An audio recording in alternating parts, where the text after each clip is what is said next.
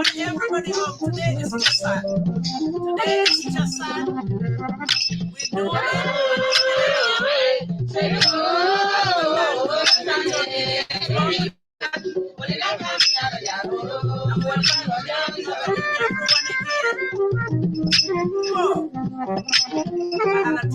I'm really fired up today, okay? I'm really fired up. I'm my right side. I'm welcoming everybody as usual. Binto Media Network. Did you guys watch the last episode? If you listen to that it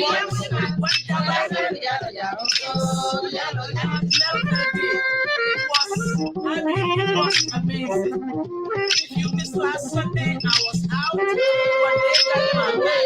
Say the last Sunday of the day.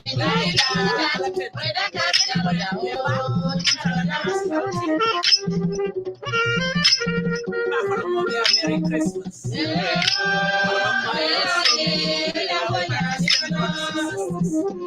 Merry Christmas. We celebrate many more to come. Topic of the show will be UDP's petition. But I have my guest here. Dabakh is part of this platform. But I have my special guest. Mr. Undue. You feel like that yourself. It's Mr. Lamin Tamba. Brother again. Sarjo Barrow is in the building too. I told Sarjo Barrow today we have to endorse management candidate. It seems like me and my brother are like, I have my special one here. Kexx Sanneh. Also,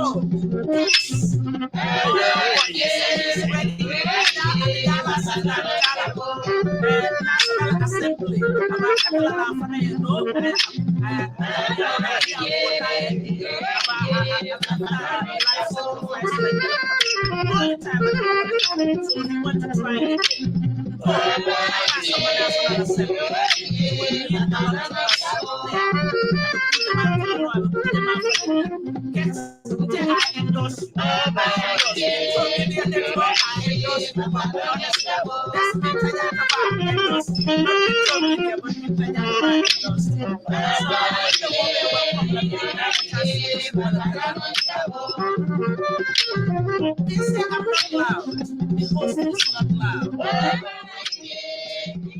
Okay, if you can hear me well, let me know. Can you hear me now? We are not hearing. Can you guys hear me? I can hear you. I can hear you. The folks are saying, okay, I reduced the volume. Thank y'all. Now you can hear. The music is so loud. I'm saying that Binto endorsed Kexx for National Assembly, okay? That one, I'm biased and I'm going to stay biased on that one, okay? And I make all the brothers endorse him by force. Okay, Dabakh will be here with us. He's right there. Brother, you are welcome. Ali left in. Assalamu alaikum. Assalamu alaikum. Assalamu alaikum. Lamin, you are mute. Let me make sure everybody can hear me. Binto Media community, can you guys hear us clearly? Can you hear me clearly? I've stopped the music. Yeah. Can you guys hear? I hope they can hear us clearly. Tamba. Yes. You are welcome to Binto Media Network. As usual, I'll call you. No retreat, no surrender. Thank you very much, Bibi, and thank you very much, Binto. I appreciate the platform given to me again. And to my co-panelists, Dabakh, Kexx, Sarjo, good evening. Thank you. Okay, thank you. Sarjo. Binto, okay. Let me know. Can you guys hear me? Yes. Yeah. You are my Karoninka brother. That's why I play this music. So thank you. Okay. Thank you. Always. Sarjo is my Karoninka brother here. Today he promised he will speak Karoninka. The last time he did not. He promised and he did not. But today he will. I know. Sarjo, you are welcome to Binto Media Network.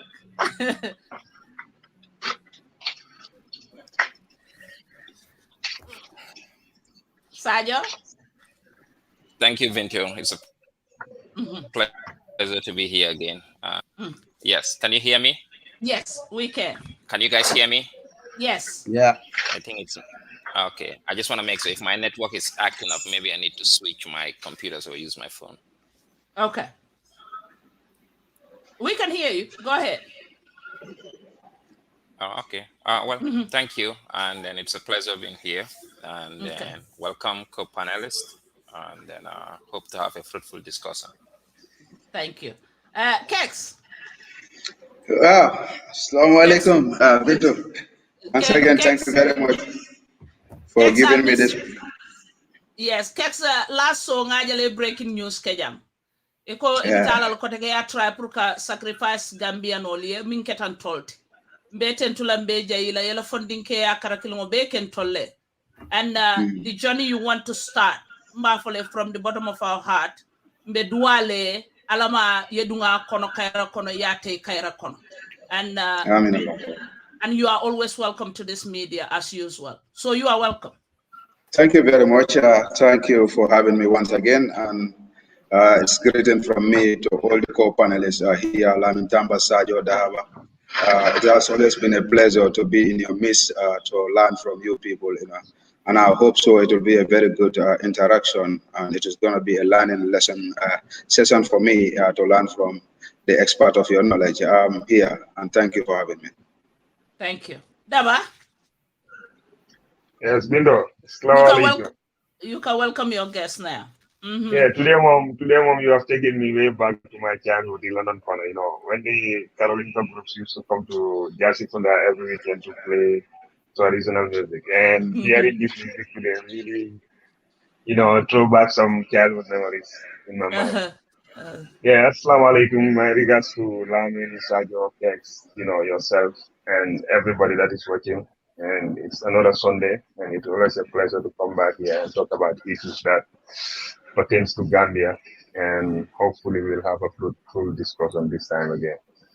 Okay. I just want to say hello to my family. Karoninkas Njabanki Janalo. Christmas if on no go ni fa fi almodu panona ga fa te almodu pa yo kusumoy. Ji fa maga ga go kolona ne rad nem feel ano an.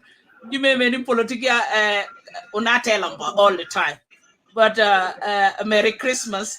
Jabangi janalo Christmas e tambonjo saga tulen ji bahanya lu fioy obudo jogo gubadege dada bu funding ga fio blo le ifuga jogo na le ga gubadege nap anona seated telephone fe bongine anona le fie yongali ngubun ko lona. You are welcome. Brother Lamin.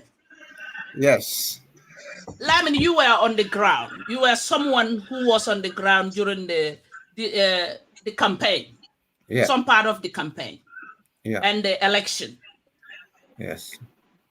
How did you see the approach, the people's approach, the process, the results, aftermath, everything of the December 4th election?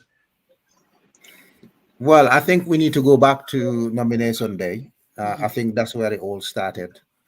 I believe the nomination went very well in many respects, apart from complaints from SRFAL, but those complaints were not anything to do with electoral procedure or nomination procedure. It's complaints about foul play from the incumbent. So other than that, the nomination went very well. Obviously, I supported GDC and Mama Kande. We formed an alliance with them. So it went really well. And then we started the door-to-door campaign, spot meetings, which went very well. And people were very optimistic, very confident in our camp that we were going to win the election. And during the campaign period, I was participating, although I left just before the nationwide tour started. And I went back again the day before the election. So the election day, as far as the Jabang polling station was concerned, it went very well. I was the first person to vote at Jabang polling station in the morning. I was there at 6 a.m. and by 8:15, I think I cast my vote and I left the place. And then came the election results, which was absolutely shocking. And then we were receiving lots of reports that raised concerns. But those concerns we're about to hear now with the election petition support submitted by the UDP, which we're supporting as part of the AGGI alliance. So the results were shocking. I didn't expect Barrow to get anything close to what he got. And we're still questioning that, the validity of that. But I didn't even think he was going to get any votes greater than 30% of the electorate. But we've seen what happened anyway. And our observations are many. But I don't want to discuss those now. We'll discuss those after the election petition has been closed at the Supreme Court. Thank you very much. Okay. Brother Sarjo, as a Gambian, I know you are not known, you are here for the legal part, but we want to know that part of the Gambian brother. What was your overall view about this election, December 4th? Well, to me, after 2016 election, my perception is any election coming, in fact, starting with 2018, I think that's when National Assembly election took place, and then the mayoral. I thought, for the first time, Gambians would actually have free and fair election where, what we read online and then the assessment by election observers would, in terms of Gambians making a decision without any fear, favor, or intimidation, I thought they would actually, vote for the first time, without any of those things. My thinking was it's going to be free, fair, because Gambians are no longer afraid. You cannot force them to vote for a particular individual. Yes, you could actually give them incentives to vote for you, but my overall assessment is it should be a free and fair election.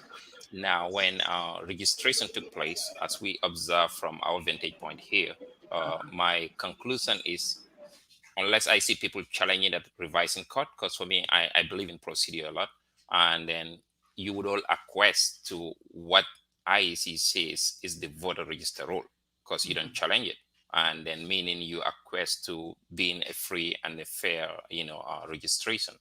And then election itself, I haven't had anyone say they went to polling station, with few exceptions. I hear, stories on Facebook, people claim, especially female, right? Saying that they were having nail polish or orders, and then they were asked not to vote, which, I don't know what basis that was put on, but some of them says they insisted and then vote. So I don't know how many of those issues are there. But with those few exceptions, my own personal opinion is, from what I read from Gambians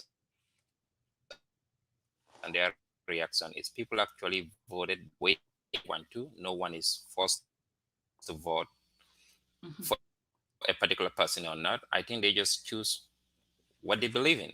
So seems fair from the report I hear from people, without any other factors. And then of course now we know the result has been challenged, and if proven otherwise, I don't know, I still believe that if there would be any irregularities with this election, it might be pre-voting. But I don't think the day of the voting itself you could argue that an individual voted one way or the other because they were, pressured or intimidated or coerced to do something else. I still believe that doesn't happen in Gambia. Okay. Brother Kexx. Where's Kexx? Brother Kexx. Yeah, Binto. You are always part of, you are on the ground. You are part of the process. You in and out. I'm running carte fayo. Mi tala miro to molia approach nyadile. Process nyin kete nyadile.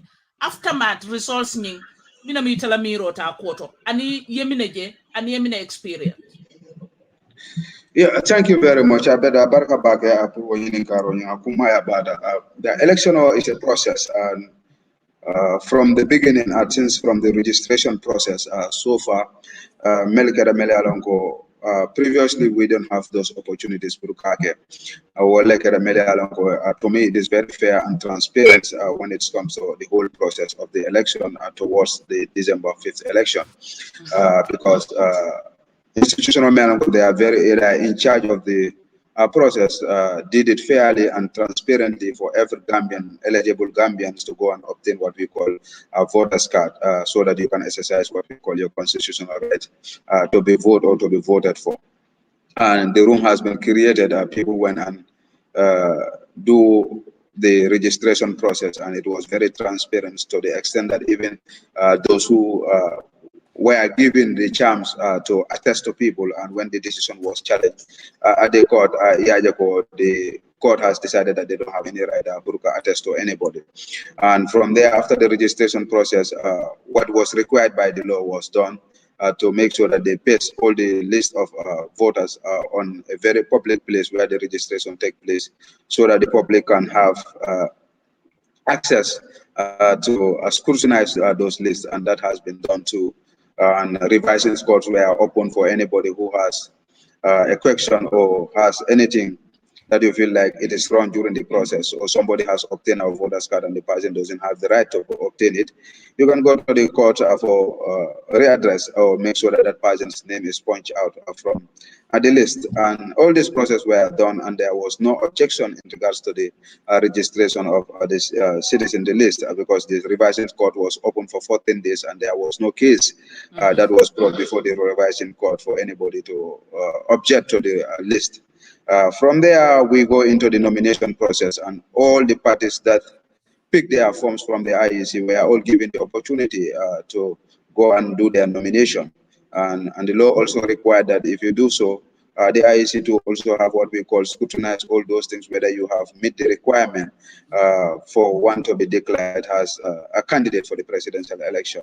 And we have seen out of the 18, we were left with only 6. That means 12 were disqualified based on various reasons. From there, all those 6 were given the opportunity by the IEC, and they were all given free airtime over the state media, and security was given to all presidential candidates. That has never happened so far in the history of this country, by giving them almost 28 uniformed men, the paramilitaries, to be guiding them during their entire campaign. And this was one of its kind since the history of this country, where opposition's party are given security by the state. So all those things were issues that were that for me, were all good in terms of cementing our democracy. And political parties also told the entire country has required by the IEC, and they sell their programs and policy. And we go into the election, and IEC has declared who is the winner, and which for my own angle, I have not seen anything that is tangible to say that I disagree with the results of the election, not from my party to that we have anything tangible that we can present before a court to say that this is why we disagree with the results announced by the IEC. So from my end and from the end of my party, I think the election was fair, and we accept the verdict of the Gambian people. Okay. Before Dabakh will come in, I will ask this question. Lamin, Yes. we have seen GDC came out and reject this result. Yes. What was behind that? Well, we have found, especially in the West Coast region, in Fonyi Jarol, in Fonyi Berefet, and some of our agents say in Kunkujang and some other areas, issues that gave us concern with regards to how the final votes were announced. The results given to us by agents and the final result that was announced was different in these at least 2 constituencies in Fonyi and some other areas. We also believe there were voter manipulations in some areas. I cannot, like I said to you, I don't want to go in detail of these things first until the trials go public, because we decided we were going to support the UDP petition with the evidence that we have. And we've submitted all of that to the UDP. And at the moment, they're battling motions at the Supreme Court. So therefore, I don't want to talk about the evidence, the raw evidence itself, until the trial has gone public, because then it'll become public knowledge and I can go in. You are mute. Why my laptop muted it. Okay, so we have strong evidence to suggest that Mama Kandeh won 4 constituencies in Fonyi, if not 5. The 5th one is in debate. We have got issues that we observed on the 5th one, which is Fonyi Bondali, but we still haven't got conclusive evidence on that particular one. But the other 2, we have got enough evidence to overturn the results, the announced results for that end. But if you look at the Elections Act as well, it's very clear what the Elections Act stated. And it's about time Gambian people took the law seriously. Just because you're an incumbent doesn't mean you can break election laws and get away with it. Because when NPP and Barrow were doing certain things, they thought, oh, no one was going to challenge it, that it was fine. We even heard their lawyer saying, one of their lawyers saying, yes, we done it, but the opposition have done it too. That doesn't make it right. You understand? So there's a lot of issues in the election that happened that shouldn't happen. Even if they happened before, it doesn't make it right. We need to make sure what our laws say is what we observe all through the electoral process. Yes, the revising court was there. People could have challenged it, but sometimes some of this information doesn't come to light until the vote has taken place. Then you realize, actually, there are smoking guns somewhere. You can see some evidence. You can get real evidence of some of the tampering that took place, manipulating of votes that took place, manipulating of voters, or voters being brought in to vote, which is fine because I live in the United Kingdom. I went to the Gambia to vote. That doesn't mean I'm not Gambian. So other Gambians living in Senegal and Casamance and Guinea-Bissau, any political party can provide transport for them to come to the Gambia and vote. Nothing wrong with that. But we believe in that process, there's a lot of foul play that took place. And we will find that out, hopefully, by the middle of next week or end of next week. A lot of it will become public. So we rejected the results based on the advice we got from our polling agents and the final results that were announced, and a lot of irregularities. We were victims of Barrow's foul play, the incumbent's foul play. Whether that's strong enough to overturn the results is a different matter, but we can complain about few things that happened electorally. The overturning of results themselves will come with the physical evidence that we shared with the UDP law team, and they're submitting it with the support of the GDC Alliance. Thank you. But Tamba, when you say a lot of foul play, transporting somebody to come and vote, they have already registered. Is anything wrong with that? Is that part of foul play, just as you mentioned? Well, no, not necessarily. It depends on who was registered to vote. If they were Gambian citizens, but they lived in Guinea-Bissau or lived in Senegal or lived in the United Kingdom or lived in the United States, it's fine. Nothing wrong with that. Absolutely perfect. But what we believe happened here, attestations were given by individuals who were not even authorized to give attestations. Attestations were abused in some areas, and Gambian attestations were given to non-Gambians to register to vote in some areas. Again, I will not be able to give you specific details at this stage. I'm hoping and praying that next week, all these motions that NPP lawyers are putting in place to stop the petition from going into full trial, all those motions will fail, will go into full trial, and will see a full scale of how an election can be rigged in the Gambia, how it can be influenced by foul play from the incumbent, or even from the opposition parties. Because yes, some opposition parties have given inducements publicly, and we've seen them. It's a bit like the ruling party or the ruling government, because NPP was not the ruling party. They were formed when Barrow was in that. The coalition 2016 was the ruling party. All right. But Barrow is the common factor between coalition 2016 and the NPP. So we're saying we've seen a lot of foul play by the entity led by Adama Barrow, a lot of which contravenes the Elections Amendment Act 2015 and the decree before it, which was created in 1996. So therefore, we have every reason to complain that some of these things that happen, we believe there has been voter card manipulation somewhere, and we're going back to that. So just because they're registered doesn't mean their vote is legal. In any country in the world, if it turned out that you fraudulently obtained documents of that country, they will forfeit your documents. And whatever vote came out of it should be nullified. That happens everywhere. Even in the United Kingdom, if I obtained my citizenship fraudulently by supplying false documents, the same applies to Gambian passport. The country can forfeit that document and even charge you for basically fraud or identity tampering with identity. Simple as that. But Tamba, why this complaint now? Because they have IEC have offered everybody, every political party, the revising court 14 days, right? Kexx, if I could get it right, to put that complaint forward before the elections. So why now? Well, now because some of the information regarding attestations, you know, sometimes the local people do not flag certain things up. Political parties like UDP, GDC, APRC, NPP can only go by intelligence feeds, information that was highlighted by local people.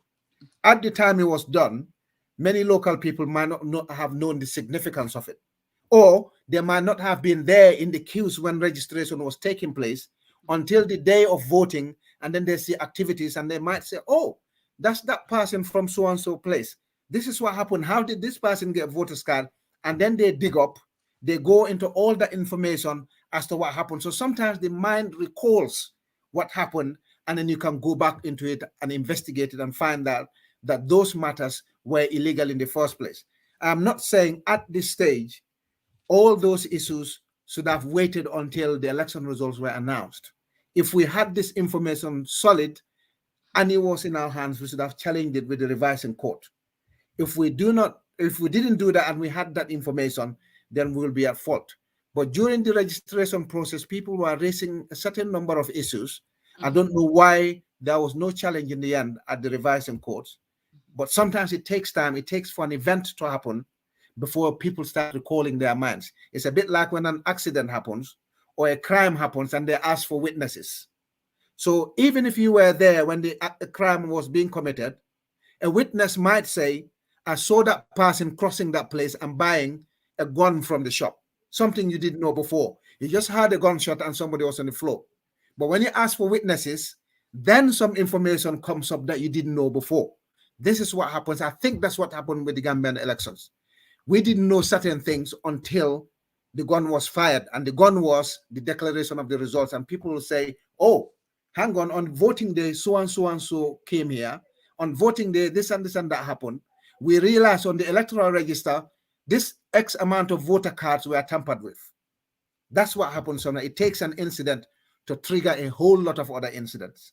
Okay. So that's the evidence that's been submitted to the Supreme Court now. We're hoping it'll go to full trial and we can all look into what actually happened. Sarjo, does this news points make no in the court ba? Yes, and then no, depending on how Gambia looked at things. Yeah, from a legal standpoint, revising courts were there to challenge some of these issues. And then, like Tamba said, he's writing that if you have knowledge and then you did not, you lose, snooze and lose. Yeah, the statute of limitation runs on you. Mm-hmm. You can come back and then cry foul. But almost every court, even if coming like case instances like this, where there's a timeline for certain things, you could still brief word is newly discovered. Please go connect on your phone for us. Telephone try try us log in with your phone, please. Yes, try with your phone. Kexx, we'll do that. Okay, please. Kexx, Sarjo will come back in a minute. Kexx, did you hear what Lamin is saying? I know that you not the legal point of view, but it also say new points could make it into court. Yeah, actually, like he said, this is a matter, is before the court, and like he is saying, you don't discuss the merit and the demerit of the case. And what is the Memfo Kanjang thinks that we expect them to be evidence before the court. So if we say whether they will make it or they can change the decision or they can change the electoral results, we might be going into the merits of the case. But this is what he said, actually, that's what they have, and they have given it to the UDP. But what is before the public, actually, we are yet to see those evidence that is before that is being given to UDP or not. What is before the court present that UDP has filed a petition. And the petition, what has been written in the petition is very clear in regards to inducement, in regards to using alcalos and safe force in our politics, accusing even a police officer, Mr. Baji, of asking IEC to open after when they close their polling stations, giving cooking pots to people, and even the accused of foreigners being obtaining our voters card. These are some of the claims that, but these are not before the court yet, because right now the court is not even listening to the petition itself. They are looking at the procedural, whether all the procedures before filing a petition in this court were all met before they will hear the merits of the case. So they are looking at the procedures, the technicalities, and the jurisdiction of the court, whether the court has the jurisdiction to even hear this case. So by the world attending, we will see that this information is coming from Lamin. Until it's presented before the court, then we know that these are facts that have been tabled by the petitioner. I'm not disagreeing with what Lamin is saying, yes, but we will only base our argument regards to what is before us in the public, and we wait until we see all those evidence, then we can look into them whether they are. But if you want to justify whether they can change the verdict of the Gambian people, we are going into the merit, and I think we should be very mindful not to go into the merit, because this has been an argument from even the lawyers the last time. That's why they stopped giving us even now the court motions, because they say we go to the social media and start debating, or we put these motions before the social media and people start discussing, and they go into the merits and the demerits, and it gives opportunity to the other parties, to pick some points that have been raised by Facebook, people that are using Facebook, so that they will use that as their argument. So they are trying not to be involved in other things, and be well assured that most of these people are listening to our arguments on social media, and they pick some points and they make it their argument in the court. So it is important for all of us to just allow them the process, and let us just sit down and watch this issue. Let us not go into the merits and the demerits, but we can discuss about certain things that are linked to the issue. So I think if what Lamin said is true, then they have a case, because there are election acts and there are rules and regulations that guides every election. So if anything that you do that violates the election act or the constitution, then you have a question to answer before the court of law. And these things can be used, but whether it can determine this petition before the court, I don't know for now, and I don't want to go into the merits. But there are laws that guide the Election Act. And that's just quickly, Binto, what Kexx said is true, that these people do pick up stuff from our Facebook wall. And I remember a few days before the election, we had a secret endorsement from security services in the Gambia that they were going to vote for Mama Kanda overwhelmingly. I mistakenly wrote that on Facebook. The next thing you know, IEC came out with the rules that soldiers can no longer vote at the nearest polling station to their deployment. They have to go back to their home constituencies. Again, this is tampering with the election result. But I don't want to go into, like Kexx said, this is why I've been reluctant to talk about the exact detail that was supplied to UDP, because I wait until the full trial takes place, then we can start talking about the details of the motions and the petition. Yes, Binto Media Network, we talk about every topic. So this one concerns us as Gambians. Just like you guys said, we cannot go into the merits. Sarjo will be back. Please, the community here, I'm seeing some text that I'm not happy with. If you insult, we will block you. This is not the place for that. If you want to insult somebody, go to their page and see if they will respond to you. Not on this platform. We are not here for any individual here. Anyway, Dabakh, go ahead. Every soul, you have to tell them not to insult. Please, I will block them. Go ahead. First and foremost, let me rectify Lamin. The reason why IEC came up with regards to the security not voting on their station of duty is because usually during elections, IEC do issue certificates, duty certificates to not only officers but people who are working on the IEC mission. But what they realize is during the past elections, people would go and copy some of these things and they can go and vote in places where they are not registered. And I think because they wanted to give Gambians the opportunity to have a very free, credible, and fair election this time, those were some of the reasons why they move away with that. But it was not deliberately to target the security for them not to vote and that stuff. So first, no, I'm telling you, what I'm telling you, these are facts. And I think if you want also, you can go ahead and investigate. You will know about that. First and foremost, let me say, I've listened to all of them. And I think what I will say, Lamin is a lawyer. And in law, it is said, he who comes to equity must come with clean hands.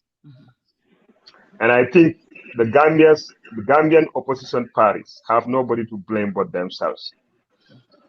Gambians gave them the opportunity to come together before the elections to have a unique candidate, or at least form a formidable coalition, knowing fully well none of these parties that we are going to stand individually had any chance of winning these elections. The writing was very clear on the wall. But for whatever reason, they refused. So to me, it was kind of a bit funny when I saw, after the results have already been announced, I saw GDC, SFL coming together with UDP as if they want to form a coalition. And when they had the opportunity pre-elections, they refused to do that. I think they have nobody to blame but themselves. And the reality is, the Gambia's electoral process is very credible, free, fair, transparent, especially on the voting day. So for me, all these complaints of non-Gambians being registering, like I have always said, there is no perfect system in this world. In every system that is created by human beings, there must be mishaps.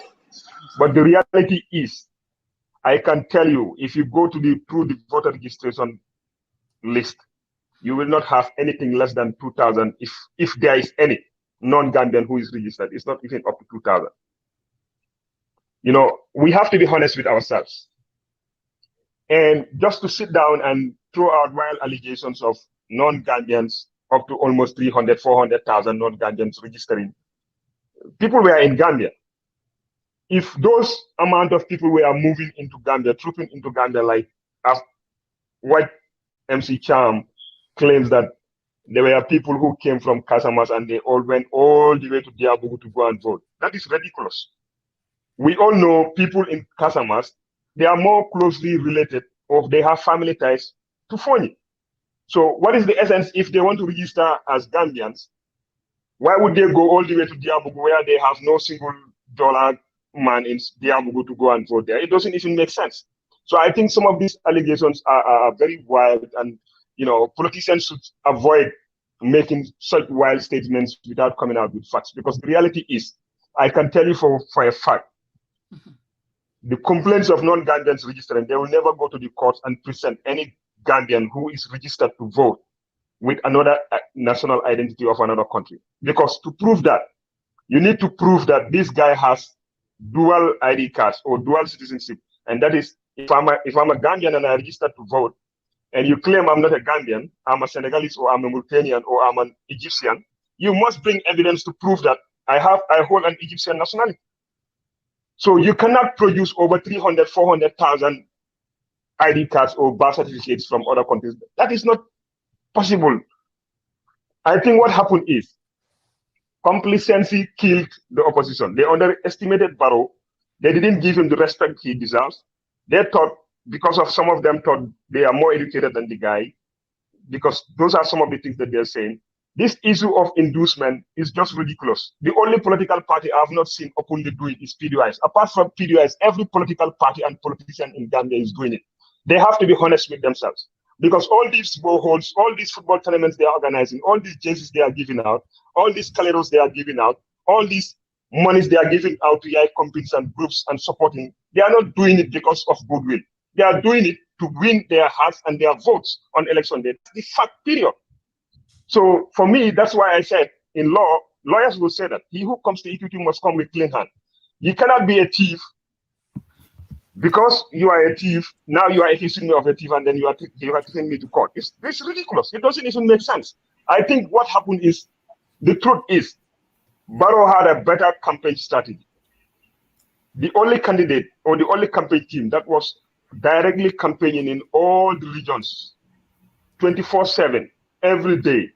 I think that is what helped. That's one. Two, people will say about money, but which political party does not raise money from business people in Gambia? I've seen people attack people like that Jawara guy. I don't know the guy, but he's a Gambian and he's a businessman. He has the right to support any political party. We have other business people that are supporting other political parties, but that's not a problem.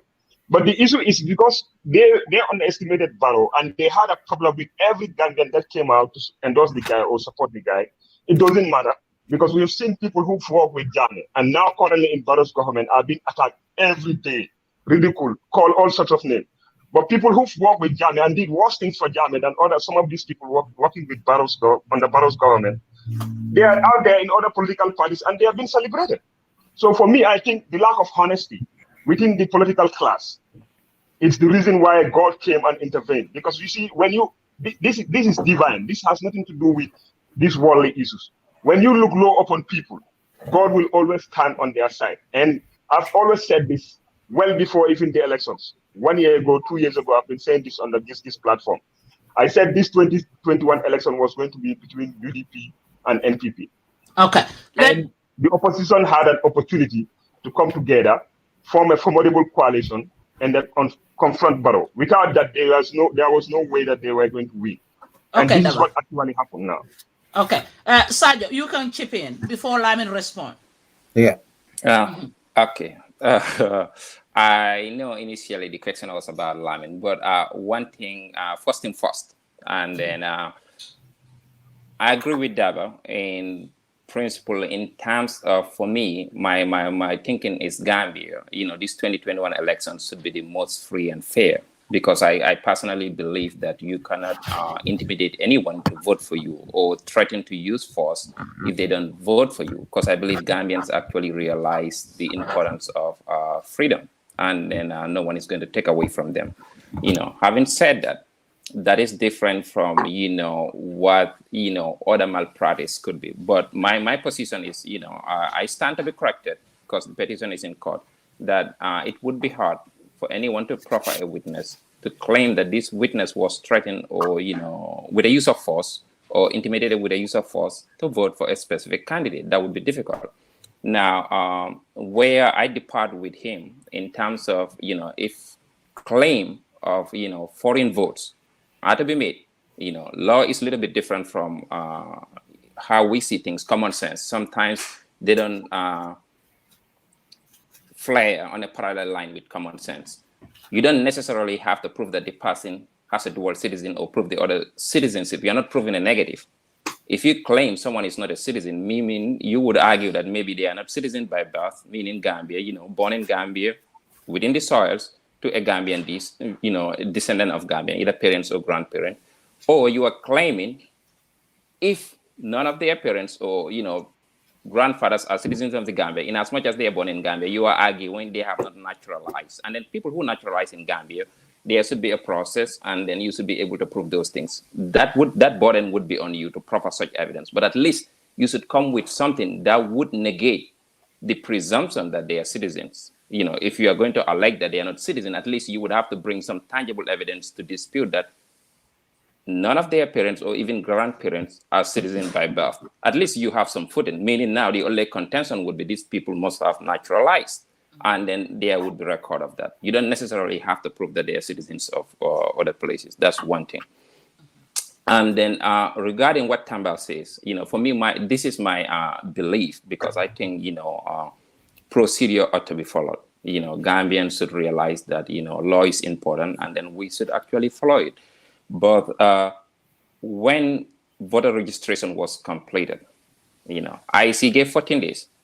Notwithstanding my bias, because I wrote about this thing, for me, I still believe that election registration and election process should take at least a year or 2 years before election. It should be a continuing process. If you want things to be fair, like people should register, it should be ongoing, continuing, and people could make challenges. You cannot just wait until 60 days before election. You want to make all these things happen. There is a lot of things that went wrong, even with nomination of candidate. There are things that, from a legal standpoint, I frown upon.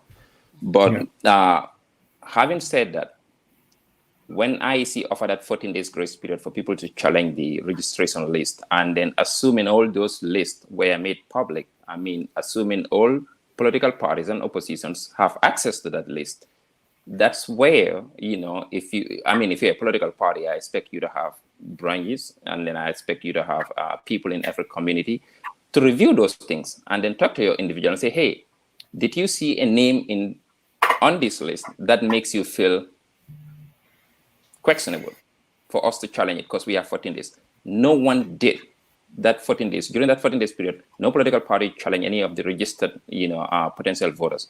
So the conclusion is everyone acquiesced to the validity of that list.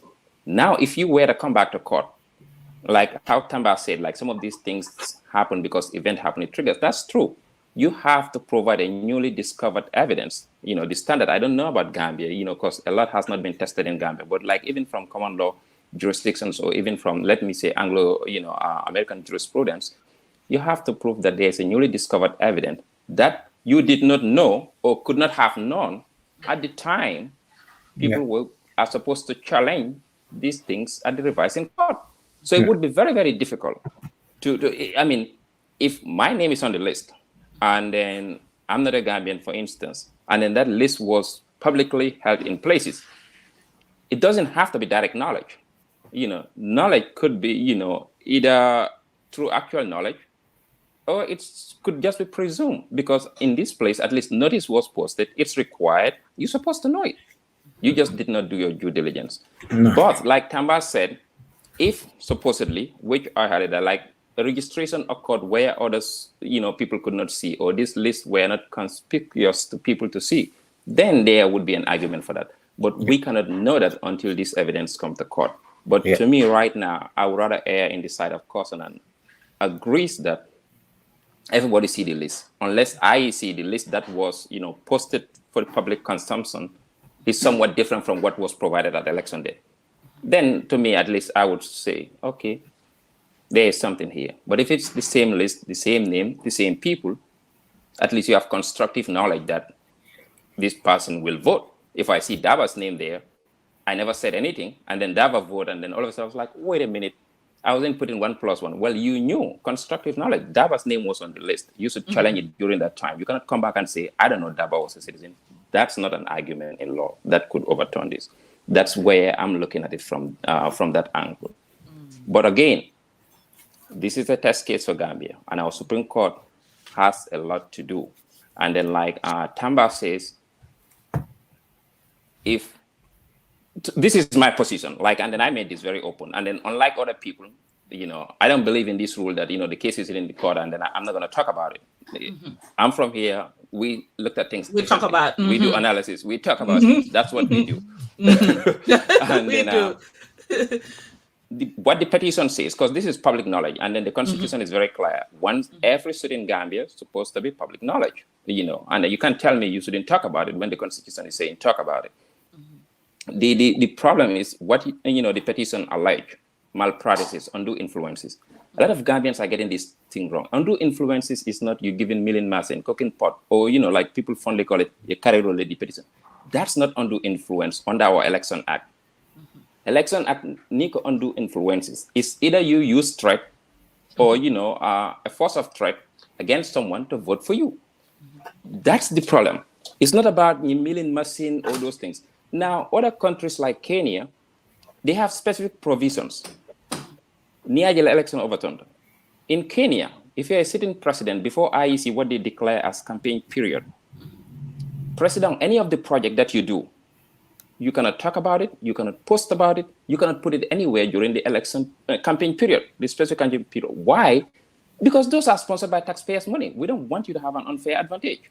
So anything you want to talk about, any project Masakunda make it, talk about it before IEC declare the official campaign period. Once that starts, you cannot talk about those projects because even Melbe compete can the opposition themselves pay taxes for you to complete those projects. We don't want citizens to confuse those, citizens' project as your own individual project. If Gambia has such legislation, that would be a different thing. Like President Barrow for all these policies, they are policies. You can talk about it. I'm going to increase paychecks. You understand? That's what we want to hear. Just like opposition. To me, that's not undue influences. Boholo, sing as much as you want. People could take it if they don't want to vote for you. That's their problem. That's not undue influences. If you use threat or force of threat, or otherwise, now we are talking about undue influences under the law. It's not about this other bribery stuff. Bribery is a little bit different. Not a look, I want you to do this thing. That's a criminal act. What our court has to decide, if a violation of a constitution happens, even one single violation, let's say under Election Act, at the voting site, someone comes, a violation happened. Should we overturn the election when we both knew everyone is clear? There is no doubt that the results as they are, the intent of the voters is, in specific candidate to win. Should we overturn that election because Moy Toro Fejelo, which is against the rule? Or should we just prosecute that person under the Criminal Act as the Election Act put it there, and then a voter like intent to get? That's what has to be decided. And then from my point of view, like I think Gambia should adopt most common law jurisdictions. Even if a violation happens, the only time a court should require an overturn, you have to prove that violation. But for it, it would have somehow, change the outcome of the race. Okay. Meaning, violation mankeno. The outcome of the race would have been something else. Different. But if you cannot prove that, it's law standard to actually make us go back to the pool. Okay. That's what the court should look at. So the individuals may a violation, what the Election Act says, refer them to DPP, you'll prosecute because we'll let crime let commit. You could still make sure the law is followed individually, more like. So let them be prosecuted, but let the will of the voters stand. That's how we have to draw that distinction. Okay. Tamba, you have anything to respond before we ask Kexx, because he was in the courtroom? We have to talk about this court.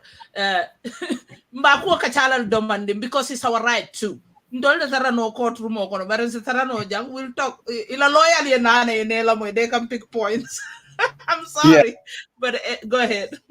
So actually, it's a bit like Dabakh claiming that MC Cham was making outlandish comments and regarding in terms of voters coming from Casamas to go and vote in Deabugu. For me personally, I do not care where the voters came from. I gave you an example at the beginning that I flew all the way from the United Kingdom to go and vote in the Gambia. I could have been a Bakutom Fenyo who can't afford my ticket, and Barrow gives me dollars to go and vote in the Gambia. Are they going to accuse Barrow of importing illegal Lamin Tamba from England to the Gambia to vote? No. What we have problems here is, all right, the problem we have here is, like I said before, sometimes it takes an incident. 60, 70, 80% of our voters are not educated. They cannot go through the electoral register and say, oh, last week I saw they brought a bunch of Senegalese here to the Alcalo. They're not citizens and they registered and gave them voters cards. Until a significant incident happens, then they'll go back to their recall status. Oh, so we lost here because we know 600 people live in Sintet. All right. How come 4, 5, 6 buses or vans came from Casamas and they brought these people that nobody knows here? They're not related in Sintet and they voted in Sintet, and Mama Kande lost in Fonijaro.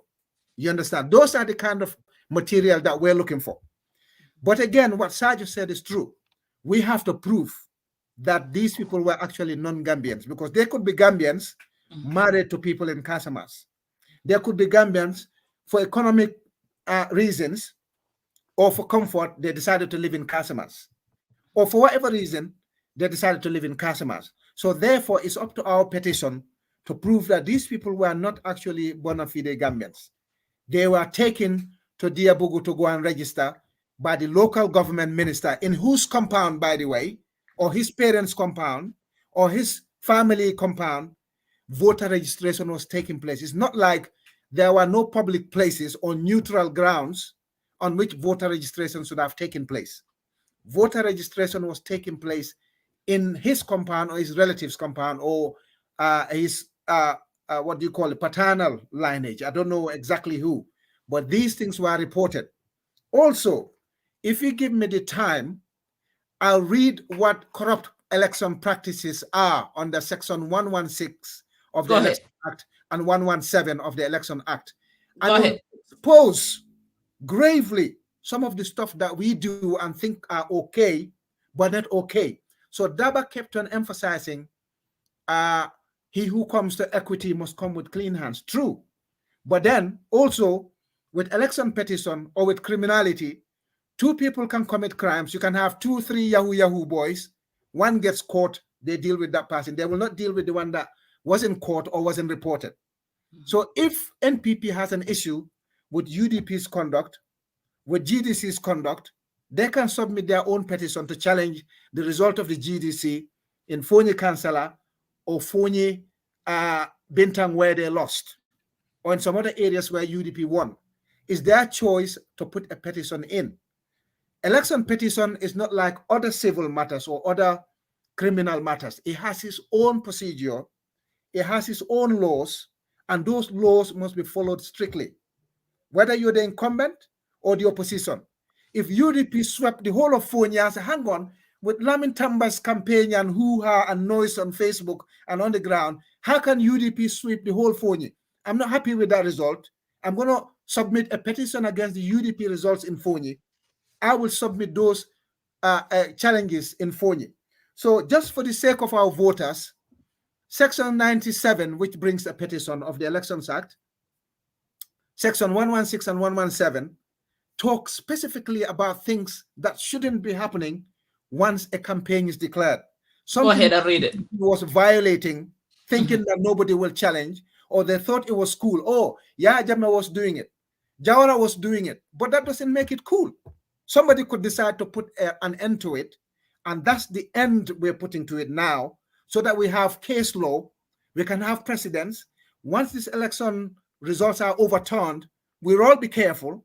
We'll all have a level playing field. Next time Lamin Tamba stands before you in Dankunku and Kexx stands before you in Dankunku, I'll say to the Dankunku people, look, Kexx is rubbish. If you vote for me, I'll make sure your agriculture, I'll bring you tractors, I'll do this, I'll do this, I'll do that.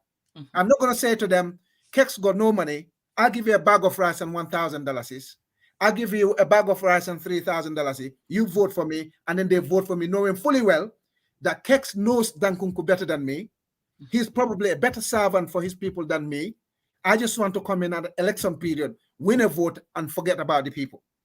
So this is what Section 116 says about the conduct of corrupt malpractices. It says, the term corrupt practice as used in the decree means it means bribery, treating undue influence or personation as provided in this part, or aiding, abetting, counseling, or procuring the commission of personation. Procuring. We've seen GDC ya compin say, Barrow Dabakh Malick guru, Lolota Mobile GDC mudam to the NPP during campaign period. You understand? So these things are quite serious. You can do that before the election, like Daba said. NPP were doing their homework in every constituency. But once the election is declared, you cannot do them anymore. You have to go with your manifesto. You promise people what you're going to deliver. You understand? So this section continues. And it says, 2, corrupt practice shall be deemed to be committed by a candidate if it is committed with his knowledge or consent, or by a person who is acting under the general or special authority of such candidate with reference to the election. Again, what Sarjo said, individual blowing a whistle, if that was illegal at a polling station, that is individual. But if you have NPP people, authorities, members of the executive, ward, constituency, regional, or national executive, committing these acts, they're not individuals. They're doing it with the cloth of the National People's Party. This is what's wrong. And NPP were doing it openly. They were talking about it on audio. Oh, wow. Ya jam njeki 200,000 la ñu daan jox Banjul pour campaign. Barrow jam nañu 2 million. Añ lan job ñi dem votal Barrow. All those things are wrong. They're not legal.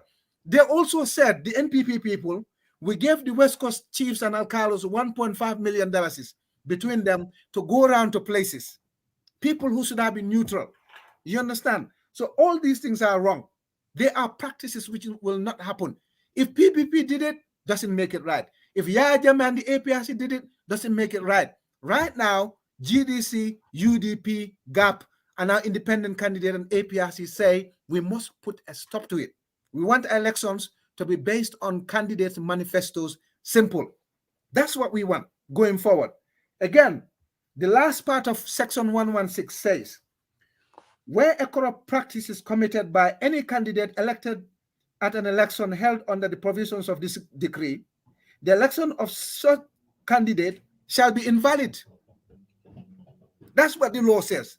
It shall be invalid. As trivial as it might be, a thief of one orange is as bad as a thief of 50 oranges. Let's be honest. It might be small. You might think the election results will not be overturned, but an act of criminality or violation of the laws is an act of violation of laws. So in effect, you're saying you can kill one person, you're fine. You should never be convicted of murder. If you kill 50 people, oh, hell, that's preposterous. It shouldn't happen. That's so grotesque. No one should ever talk about it because one person that was killed is fine. 50 is horrendous. That's what we're saying here. We must put a stop to these things because I'm a believer of DOI. That's a reason why I don't support them, and I keep that to myself. I'm a believer of some of what CA did. I'm a believer of some of what UDP does. Even Barrow, no matter how little it is, I did listen to some of his people, his political party people. That doesn't mean I'm going to support them. So every party's got qualities. But when an election is declared, it's about the manifesto. It's okay, Tamba. People. Tamba, you're talking about MPP. Yeah. Are they part of this sue?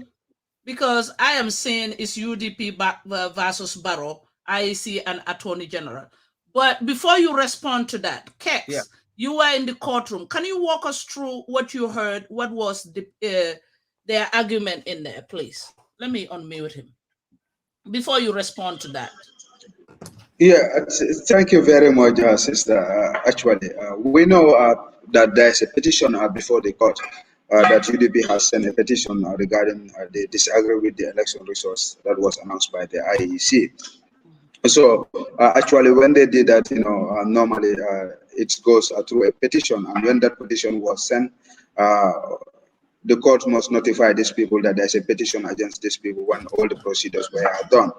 So this was done, and the Barrow legal team, upon receiving this, they came with what we call a motion, to challenge the petition itself of the UDP by claiming that UDP actually, in their petition, they summon the president or they sue the president of court, and they rely on Section 69 of the Constitution by saying that the president should not be sued in any civil or criminal matter. That's actually that's the language of the Constitution. So based on that, they are passing a motion for the court to stroke out the case or throw out the case before the court because they don't have the jurisdiction to hear the court, since the Constitution is saying that no one can sue the president in any civil or criminal matter. So when this was done, and the next day the UDP came, and what they did was to amend their motion and add IEC there. So immediately they have done that. So the legal team of Barrow also see it necessary now also to amend their motion, because knowing that now the motion, the petition before the court has changed. It has taken another language, and for that being the case, their motion will not be on the ground to do any argument. So they also amended their motion, from 1 prayers to 8 prayers, so that it will cover so many areas, and they can defend their argument why the matter should not be heard in the court. So automatically that was done, and that was the adjournment that happens, and UDP was awarded $10,000 because of the delayance from the area of the state, the President Barrow's legal team. that the court was ready to make a ruling in regards to that first earlier motion. But since they withdraw their motion, because they wanted to amend it and join the both motion 1 and 2, but court didn't accept that. So one court insisted that they must hear the case and they are ready for ruling. Then he used a tactic by saying, okay, now I'm withdrawing my earlier motion, that's motion 1, and I'm coming in with another new motion, and which was accepted to withdraw his motion. So the moment he withdrew his motion, he put on the other motion that deals with 8 prayers. So when actually they came the next day, that was last Friday, for us to hear the matter. So you could find out that during the second motion that they withdraw the earlier motions, they were talking about issues regarding about still now the procedural matters and the rules of election petition. And they believe that the due process of the law was not followed in regards to how a petition will be sent to the court. And their argument was UDP didn't follow all the legal requirements that were necessary before they would file a petition. They said they didn't respect the procedures, and they went with only the Chief Justice office, and he was during what we call expert meeting. They had a meeting among themselves, and there was an expert motion that was being added to add the IEC there, that was between them and Chief Justice, and for them they feel like that's not the due process of the law, and they went further to say that these people, the UDP, have elapsed the 10 days that was required for one to file a petition before the court, because they believe that UDP came with their motion on the 13th day of December.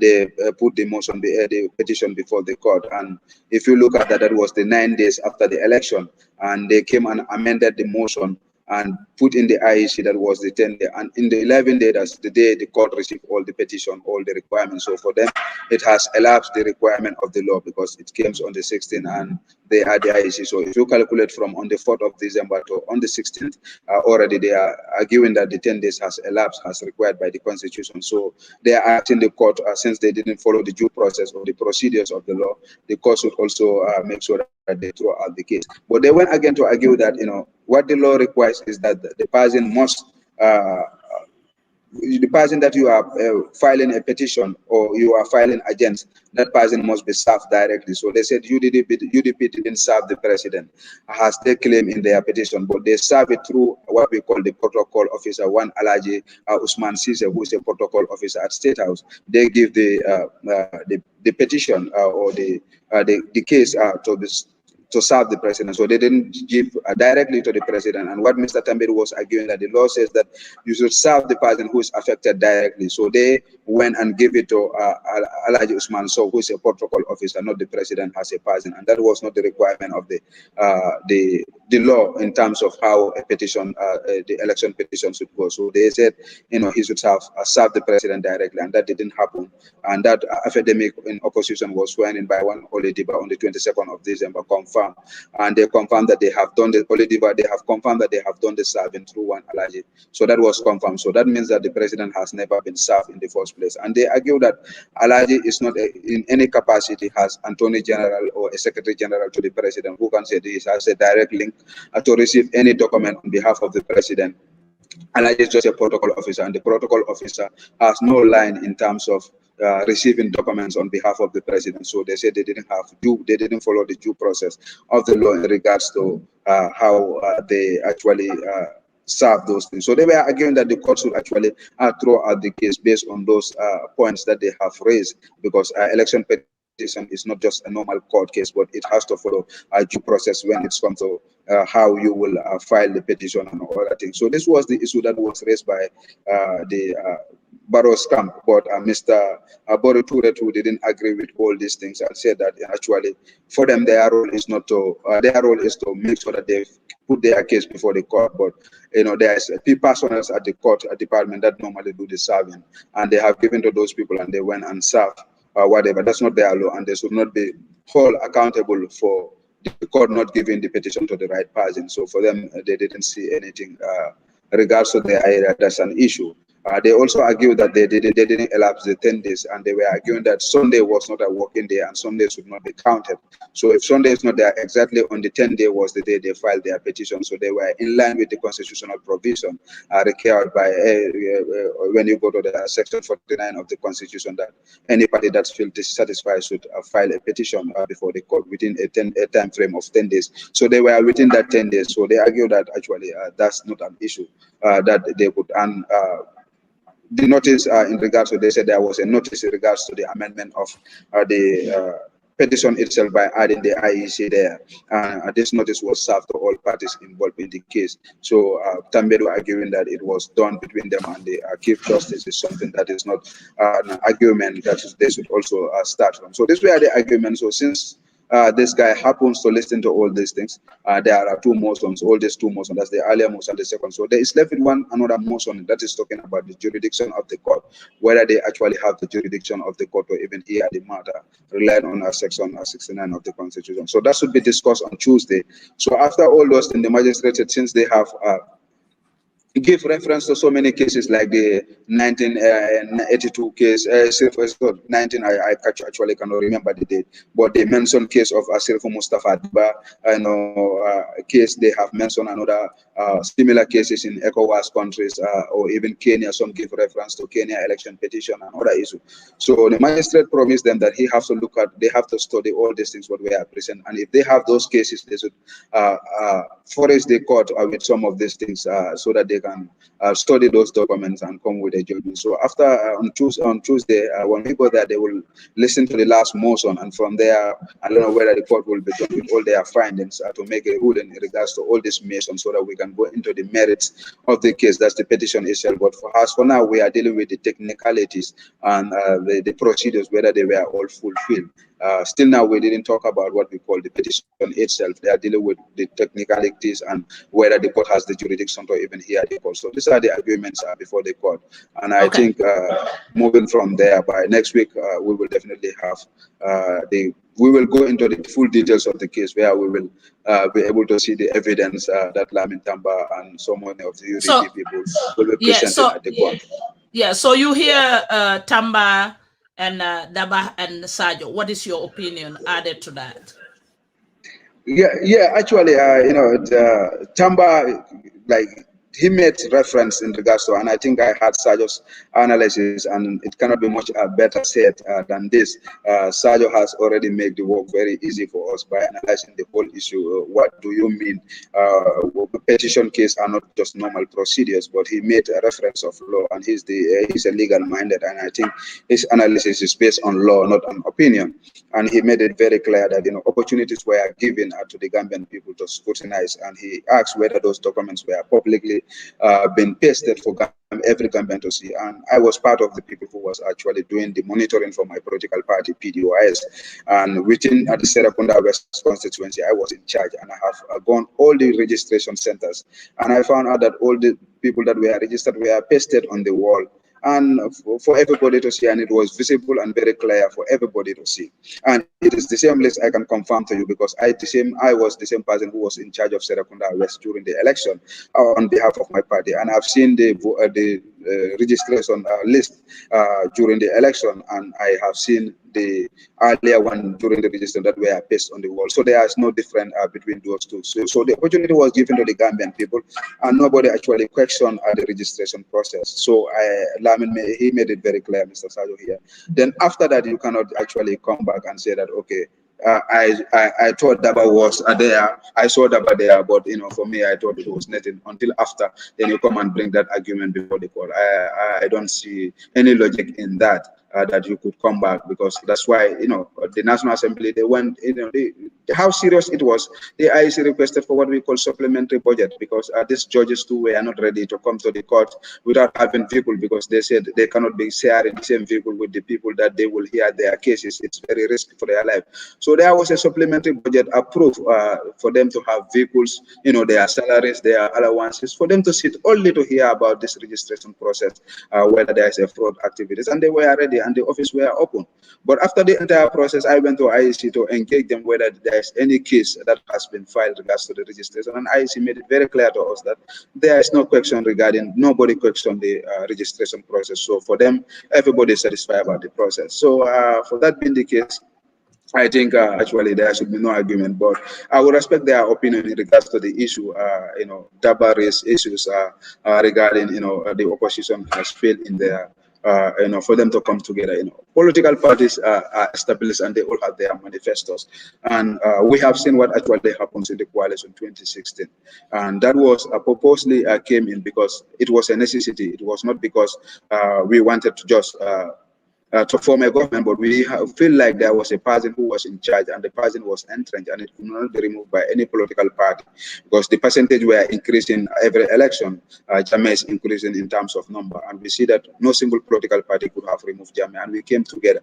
But you will see that the programs and the policies of these people are totally different. So that's why they went in for a regime change, just to come and remove a person there and lay a transition for 3 years, so that we will lay the solid foundation and multi-party contest where we will have a level political ground, so that we will have a multi-party contest. I think we have achieved that by every Gambian people is conscious of how much your voters, how your voters card can change a government, and everybody is aware of the power that you have and the importance of your voters card. And we have a judiciary that is independent. We have a National Assembly that calls on the executive. So we think that at least we didn't achieve all we wanted, but we achieved something.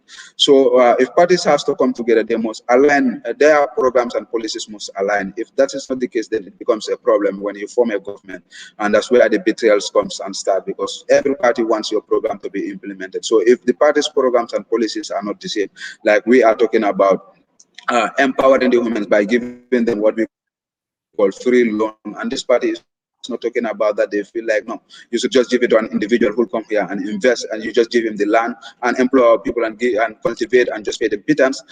So the policies doesn't agree. So at the end of the day, it doesn't work. This is why the opposition parties were calling for those who believe in the system should come together. So for me, I think that was not the issue of governments not coming together. And we believe that one party could have removed Barrow here if Gambians vote based on policies and program. But we never voted based on policies and program. We voted against a political party in this election, and this is why we feel woefully. Okay, thank you. Brother Sarjo, before I go back to Tamba and Dabakh, there are 3 points I want us to focus on. Tamba was saying MPP, MPP, MPP. We are not sure if MPP, when they amend, the petition is amended, MPP is part of the lawsuit. We are not sure. I don't know if you will have any idea about it, or if they sue Barrow, Barrow means MPP. Our second point is the 10 days. The 10 days that they make the argument about when they submitted their complaint. The third point is the president not being served directly. That's what I want you to focus on right now before we go back to Tamba. Okay. The amended petition that I saw, NPP is not added as a respondent. That could have changed because Gambia is difficult to get documents or even know, what is being heard in court. But my understanding is the petitioner, UDP in this case, only, saw an SPRA motion to have IEC added, which the court granted. So IEC is the only petitioner in addition to Barrow as respondents for this case. NPP is not part of it. Would I prefer all 3 there? Yes. That's how most normal people do. But I don't think that's, here or there, or it's too fatal to the petition, as it stands. Now, regarding the 10 days, my understanding is from the news I saw from Banjul, I think it was either Fado Network or even Alcamba Times. I think it was on the 13th or on the 14th. No, supposedly they should file on Monday. And then I think there was a presser from UDP spokesperson, Mr. Tal, saying that we haven't filed anything. That was a Monday. So I think Tuesday is when UDP filed their petition. And then if Tuesday falls on the 14th, I think that would be 14. But we don't start counting from the 4th. You start counting from the time IEC actually pronounced the winner. That's the language in the Constitution. You have to wait until the returning officer actually announced that XYZ, is the winner, and then the clock start ticking on that. And then now the rest is governed by civil procedure. If the Constitution says 10 days, like here, under federal rules of evidence, whether weekends are counted, holidays are counted, depends on what your rule of procedure says. Now, I would, ascribe to the assertion by petitioner's lawyer that under the Interpretation Act in Gambia, which I haven't seen, but going by that, he says Gambia, the rules are weekends and holidays doesn't count, or if, the last day falls on a weekend, the next business day is the last day, which actually even apply here for appeals and orders. If it falls on a weekend, the next business day is the day that counts, right? Now, let's say starting with the results were announced on the 5th. Let's just assume 5th is when they were announced, and then we start counting.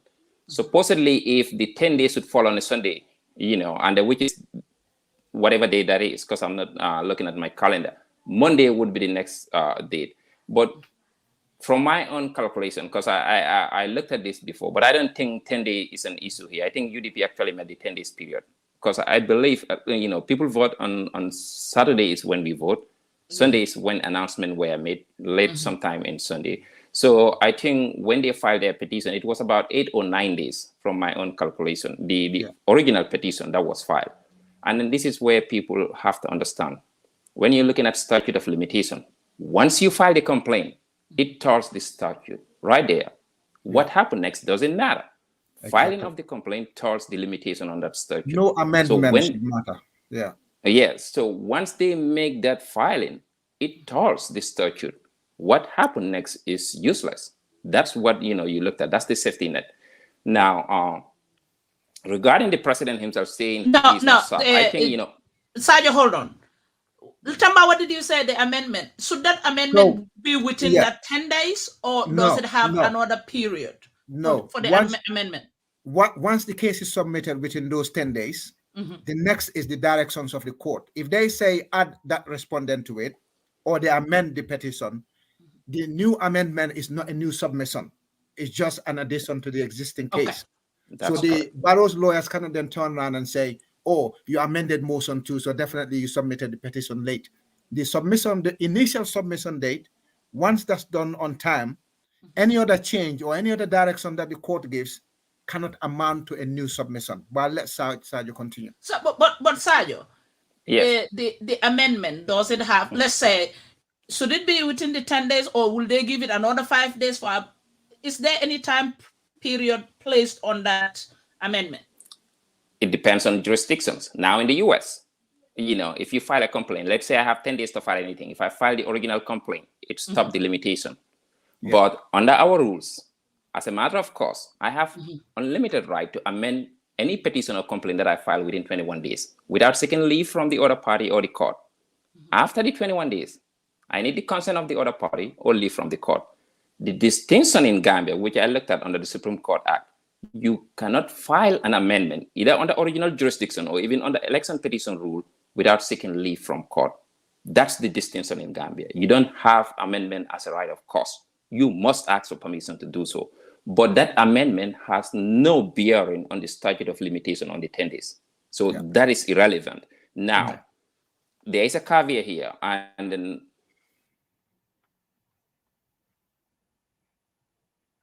you go on mute. I think he got a call. Oh yeah, a call came in and then it dropped. Okay, can you guys hear me now? All right. Yes. Now, yes.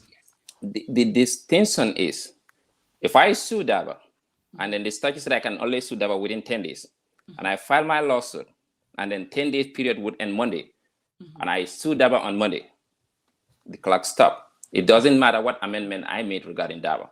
But let's say on Tuesday, I amend my petition. I was like, I'm not liking Kexx, and then Kexx should be part of this. And I knew Kexx was a party. Now the statute run on me regarding Kexx, and then Kexx has standing to challenge that. Wait a minute, buddy. You should have sued me on Monday. You did not. You blew the deadline. Notwithstanding, the court has powers under misjoinders and the non-joinders to bring Kexx in, even if I blew that statute. Some rules apply to that, and then that could happen in Gambia. I So think from the my Supreme Court, Kexx, if I remember very well, I think the Supreme Court allowed that for UDP to add Barrow to it. Supreme Court gave that direction, isn't it? That's correct, the Espare order. That's what I hear, if that is true. Yeah. So IEC could have an argument that, wait a minute, the statute expired, you cannot sue us. You missed the deadline. But court has power to bring in IEC, which I believe the court did, right? And then in this case, there is no argument on that. And then regarding the amendment on the original petition, to me, from my point of view, from a legal, I mean, lawyers, you know, I call it throwing spaghetti on the wall. That's what I think from the respondent lawyers. I think that argument is going to fail flat, you know, and then they sue you within that 10 days. Amendment doesn't matter. They have other legal grounds regarding the amendment itself, but regarding the timeline, that is irrelevant. I think they made the 10 days period. And then on service on the president, because I think, I believe the lawyers were smart enough to realize that to argue that you cannot sue the president as a person under 69, it's going to lose. That's why they withdraw the petition. Because the proviso in section 69 is except for, meaning there are exceptions. That's what you looked at. Meaning the exceptions are mandamus suits, writs, you know, those things are there, or any action under Article 5 of Gambia Constitution, which means enforcement of the Constitution. And then election petition are, of course, under enforcement of the Constitution when they're wrong. So you cannot say that. And then some jurisdictions, like what Ghana did in their Constitution, you cannot sue the president, but they put that except language as we copied it. But Ghana went further in section Article 88 of their Constitution, saying that in as much as we say you could sue the president, but because of the nature of his office, the Attorney General will step in and then defend all civil suit against the president. So name Attorney General. So that's what they do. That's what they do to reconcile the language in their Constitution. Yeah. Unlike Ghana, Gambia doesn't have that specific provision. We don't have that. We only say the Attorney General, the only reference to Attorney General in Gambian Constitution is advisor to the government. It doesn't say Attorney General could take a suit on the president. So which mean, I know the lawyers see this coming. They knew you could sue the president. You know, it would be a legal fiction. You are not suing him civilly, but those exceptions are there just to enforce the Constitution. Yeah. That's why they dropped that. And then in their motion to dismiss, what I have viewed, they are not arguing you cannot sue the president under 69. They are not saying that. What they are saying is president did not have service. But from Kexx reporting, service was given on Alaji Sise. And then this is what most people got it wrong. When you said service on person, it doesn't mean you have to physically serve on their person. If you come to their home, if the wife is there or any adult individual that live in that resident, or in UK, 18 and over, you could serve on them.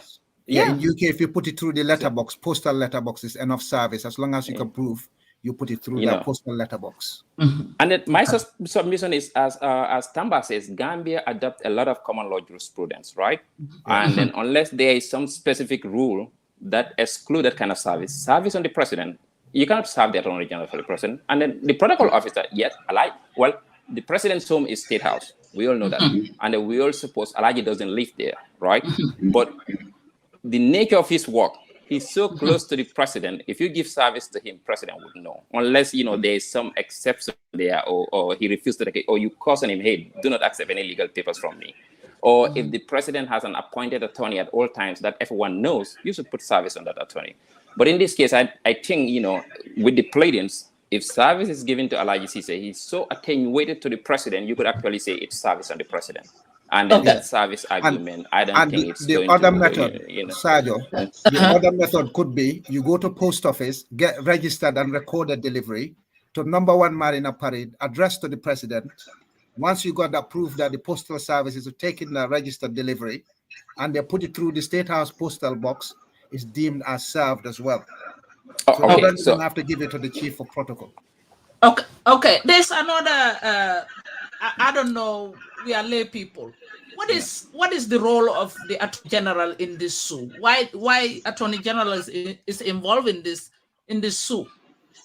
Because under what Sarjo said earlier. Tamba, you can go ahead. Yeah, what Sarjo stated earlier, if you look at section 69 of the Constitution, it refers you back to section 5 of the 1997 Constitution. And what it says, the president and the vice president cannot hide under section 69 not to answer to anything that's enforcing the Constitution. This is not like me saying Barrow owes me $100, I'm going to take him to court. or Barrow slapped me, I'm going to sue him to court for assault. No. Okay. If you're enforcing any part of the Constitution, which is Section 49 with election petition, and you served it on the president will answer. But the president, the legal representative of the president or the government, is the Attorney General. So the Attorney General can go there as if he's the president, as if he's the government. So you asked the question earlier, why is Barrow's name there instead of NPP? Yes. Sometimes you can sue a company versus their via their secretary or their managing director. Like what my literature teacher used to tell us in high school is an anecdote. So when you say I have 10 mouths to feed, it doesn't mean you just got separate mouths to feed. It just means you got 10 people to feed. So if you say Barrow, it doesn't mean Barrow himself stole the money. It means Barrow government stole the money or embezzled it. Okay. So this is a figure of speech. So if you have Barrow there, he's the #1 person in the NPP. So the entire NPP is responsible. But if you take Barrow out and he took action against the NPP, then the NPP have to send their Secretary General or somebody. And I think their Secretary General is still Barrow. You understand? So whether he's there or you put NPP there, it effectively, you're challenging the same person. You're challenging the same election results. So this is why they withdrew the immunity clause. The immunity is valid. And I'm glad morally they quoted that, because that's the same immunity they refused to give Jammeh to set up the commissions against him. But that's a separate topic. So the Attorney General responds to anything legal that comes to the government, including the president, because the president is a government employee, is our employee. So anything that you send requesting the president's response, the Attorney General can stand in him. And in fact, in that Section 5, it says the president or the vice president will have to answer to constitutional enforcement, but the Attorney General can stand in for them. That's what Section 5 says. And I think eventually Barrow's lawyers realize, oh, hang on, Section 69 refers to Section 5, and Section 5 says the president must answer, so let's drop that motion and look at the technicalities of service. But again, with Supreme Court, usually, once you serve the petition, the next directions from there should be given by the court. So the court also has an obligation to send notices to the respondents. You have to serve, but if you don't, the court can serve those notices to the respondents. So what Barrow's lawyers are doing is frustrating the petition, but eventually, like Sarjo said, I have a feeling we'll go on to full trials and then we'll see the merits of the case. Dabakh, you hold on. I'm trying to clarify something here. On the petition again, we did not see Honorable Usainu Darbo's name. Is he not relevant in this? No, because again, same thing I said earlier, you can use part or a whole to describe something. So you can put Usainu Darboe versus Adama Barrow, or UDP versus Adama Barrow, or you can even say UDP and GDC versus Adama Barrow or versus NPP. So it depends. Once you name it, as long as it's an entity that's living or operating like a company, you can always take action against somebody else. Actually, it's not very important whether S. Ture himself put his name there rather than UDP. If he was a candidate in the election, Body Ture could put his name, or he can put Team Sobea, or I can put Lamin Tamba, or put APRC because I was a candidate in this election and I can challenge the results. Okay. So the immunity, is the immunity relevant when it comes to this election results for the president? Not what Section 5 says, because a petition, this petition is regarding Section 49 of the Constitution. So we are enforcing Section 49 of the Constitution. And if we're enforcing anything in the Constitution, any of its provisions, the immunity clause will not apply. That's what Section 5 says. Okay. I'm trying to clarify this legal part of it, because people like us, you have to literally say one piece at a time. Okay, Dabakh, you can chip in. Lamin, I just wanted to clarify something. You see, on the law, the individual and the entity is always different, even in companies. Like, the reason why people set up limited liability companies is because even though I am the founder of the company, when I create a company and it's a limited liability company, there is a difference between me as an individual and the company. So you said limited liability. But that's what I'm saying. Just listen, but just listen to me. you cannot equate Barrow to NPP. They are two different issues. They're Barrow not is limited liability. They're not limited liability. But listen, when you are talking, I listen to you. Maybe majority of what you said, I did not agree with. Okay, But sorry. I gave you the opportunity to speak, and I listened. My take is, you can sue an individual, you can sue a group. And for me, I think it was better for NPP to be sued because it's an institution. It was a political party that put up a candidate that raised funds, but also went out there and campaigned. So Barrow has an individual, is a member of NPP, but also a candidate of representing NPP. Barrow did not stand as an independent candidate. So maybe that is what I wanted to clarify. They are not the same. NPP and Barrow is not the same. It's just like Barrow does something against the constitution. He cannot hold. It's just like what happened in the case of Jammeh. Jammeh was the leader of APRC. When they said they were going to ban APRC, I stood here and said, I did not agree to that. And the reason why I did not agree to that is Jammeh is an individual. Unless and until they come out with concrete evidence to link APRC to some of the atrocities that were committed, I think it will be very unfair for them to ban or to try to register the party. So you cannot, Jammeh is not in Gambia, but still APRC is existing. So for me, there are two different issues. I don't know how the court is going to look at that, but that is up to the lawyers to talk about. But do you want me to reply? Okay, let him reply. You can. Yeah, so now, I know what you're talking about with companies. If you look at tort law, all right, tort law, which is different from election petition, they always say sue the company because the company has got a bigger purse and you might be able to get a much larger compensation. But you can also serve it on the individual. There are cases where you can serve it on the company or you can serve it on the directors of the company. So it always depends on what we're talking about. But with the election petition, it actually talks about the candidates to that election. And Barrow is the candidate here. So you can, NPP is the candidate too, because that's the one that put Barrow forward. But now you're talking about the candidate who is Barrow here and the organizing body, which is the IEC, and Barrow's representatives, who's the Attorney General.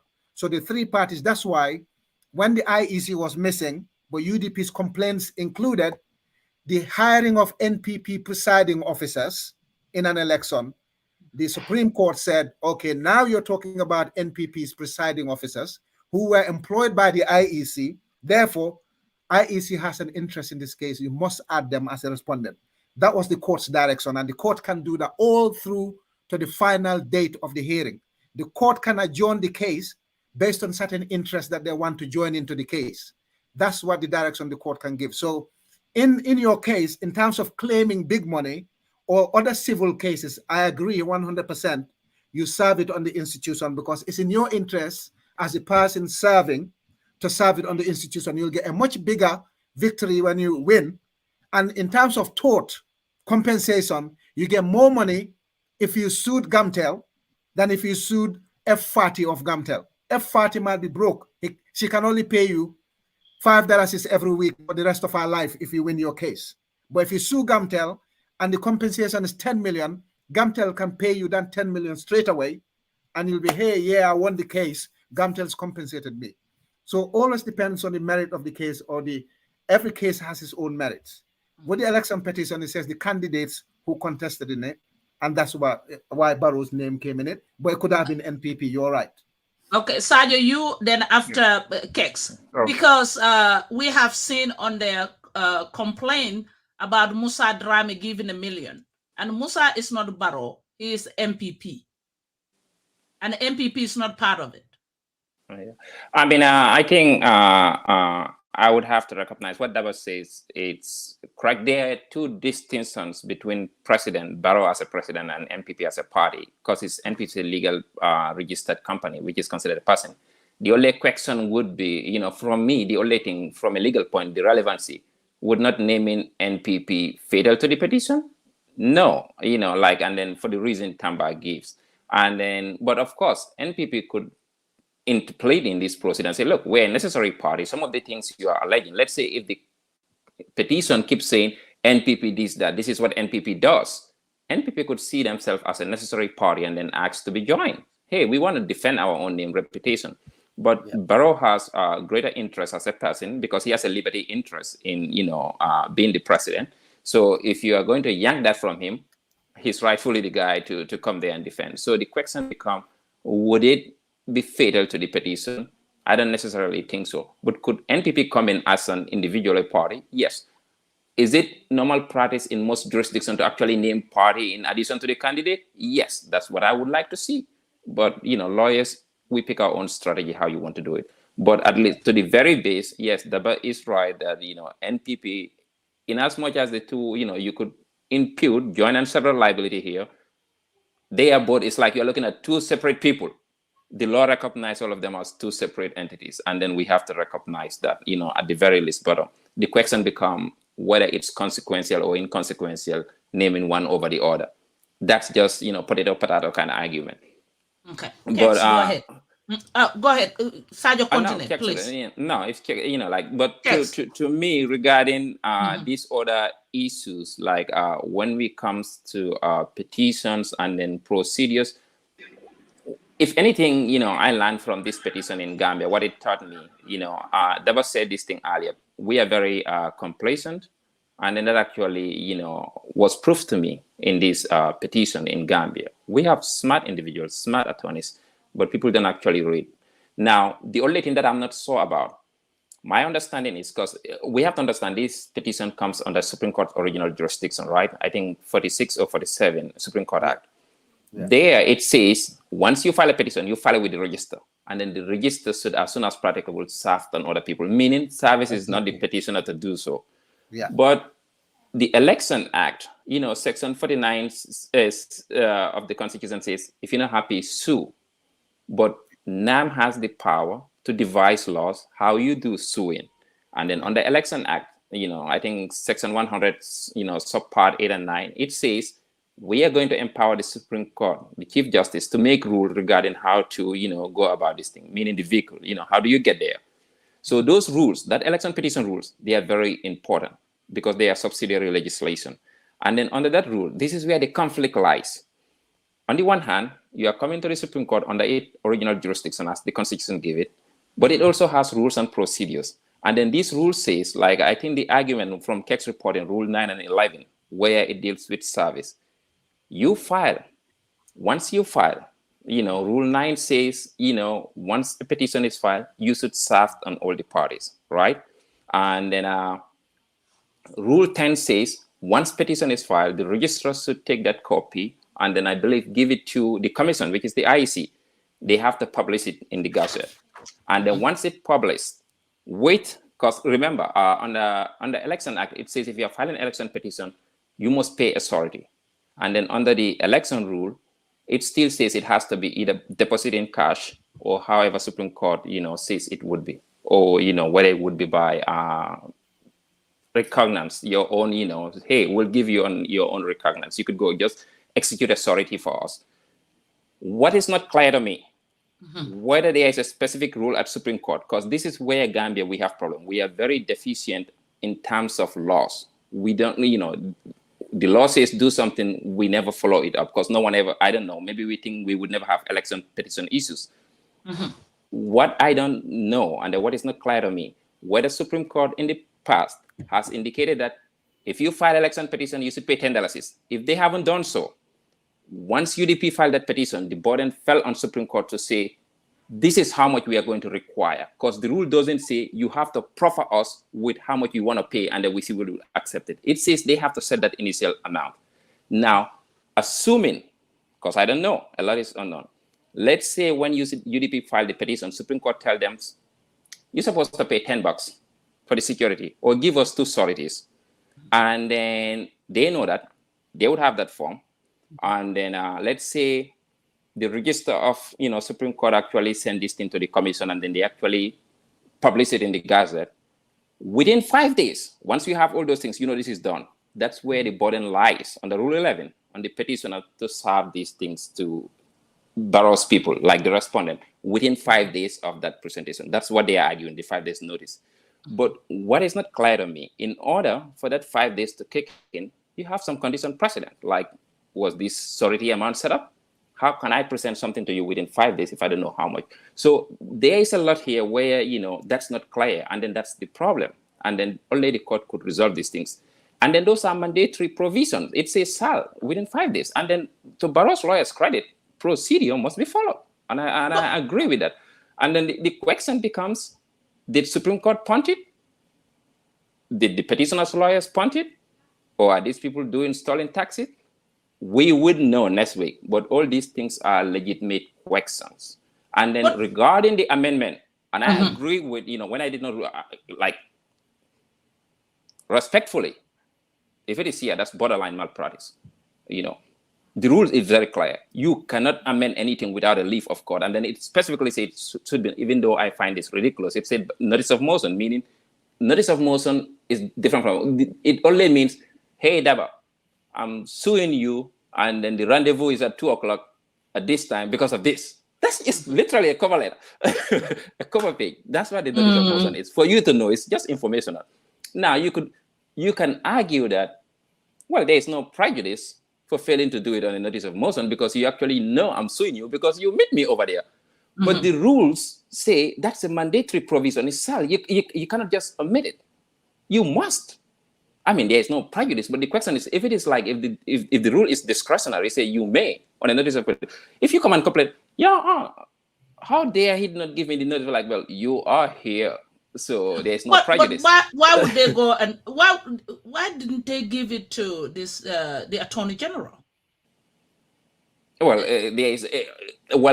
this is where we have all these subsidiaries. Like, if you looked at the original jurisdiction itself, it says when the petition is filed, the register must serve it on the Attorney General. You don't even have to. But in this case, the court actually bringing the Attorney General as a respondent. Now they will be served. But Attorney General is not the president. The rule doesn't say serve president on Attorney General. You can do that and then argue that it's still valid service. That's a question for another day. But they are two separate people. It's just like if you put both NPP and Barrow, you could serve Barrow. The smart thing would be go serve NPP secretary or whomever their point person is, their attorney in fact is. But you can give it to Barrow and still argue that, but NPP is served because Barrow is the executive and then he's part of it. It might be a valid argument under the law, but they are two distinct people. The law recognizes them as two separate entities. So that's my issue here.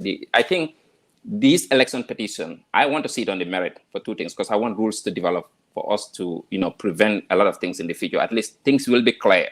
Because right now, there's a lot of things that we don't know. I don't know whether Supreme Court set up that authority, because parliamentary election is coming. We don't know what's going to happen.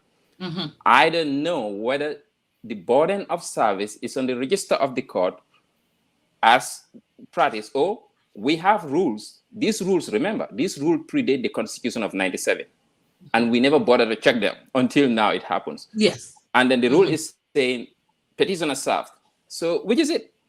Does the register serve? As Gambia, we have seen it. Or should I serve it? Hire somebody? We don't know. So these things need to be clear. And this would give us an opportunity to revisit the rule. And then there's a lot here to talk about. To me, regarding the merits, Tamba is right. Our election petition law, the degree 96 or 97, predate the Constitution. And then the troubling language with Section 116 says, anyone who is guilty of those corrupt practices, so it's a mandatory provision. Your election should be invalid. The question becomes just the ordinary meaning of that language in the statute says, hey, if I violate any of these provisions and then I'm a candidate on the Election Act, it says, my pronouncements from the returning officer should be invalid. The question becomes, how much does Supreme Court ascribe to that language? Does it mean even a bare minimum, because that's a mandatory language over there, a bare minimum violation warrants a re-election, even if we know all the vote casted, were intended for you? We cannot prove otherwise. Just that mere violation, should Supreme Court overturn an election? Or do Supreme Court will read that to mean if violation of those corrupt practices somehow affect the race outcome, we are going to go back to poll? That's the standard the Supreme Court has to set. It's a precedent that it has to look at. And then it would also give NAM an opportunity to review this rule and then make sure, we amend them or change them in compliance with international standard. But the operative word is those violations, because this is where I disagree with a lot of people. When it comes to undue influences, it has to be threat or intimidation.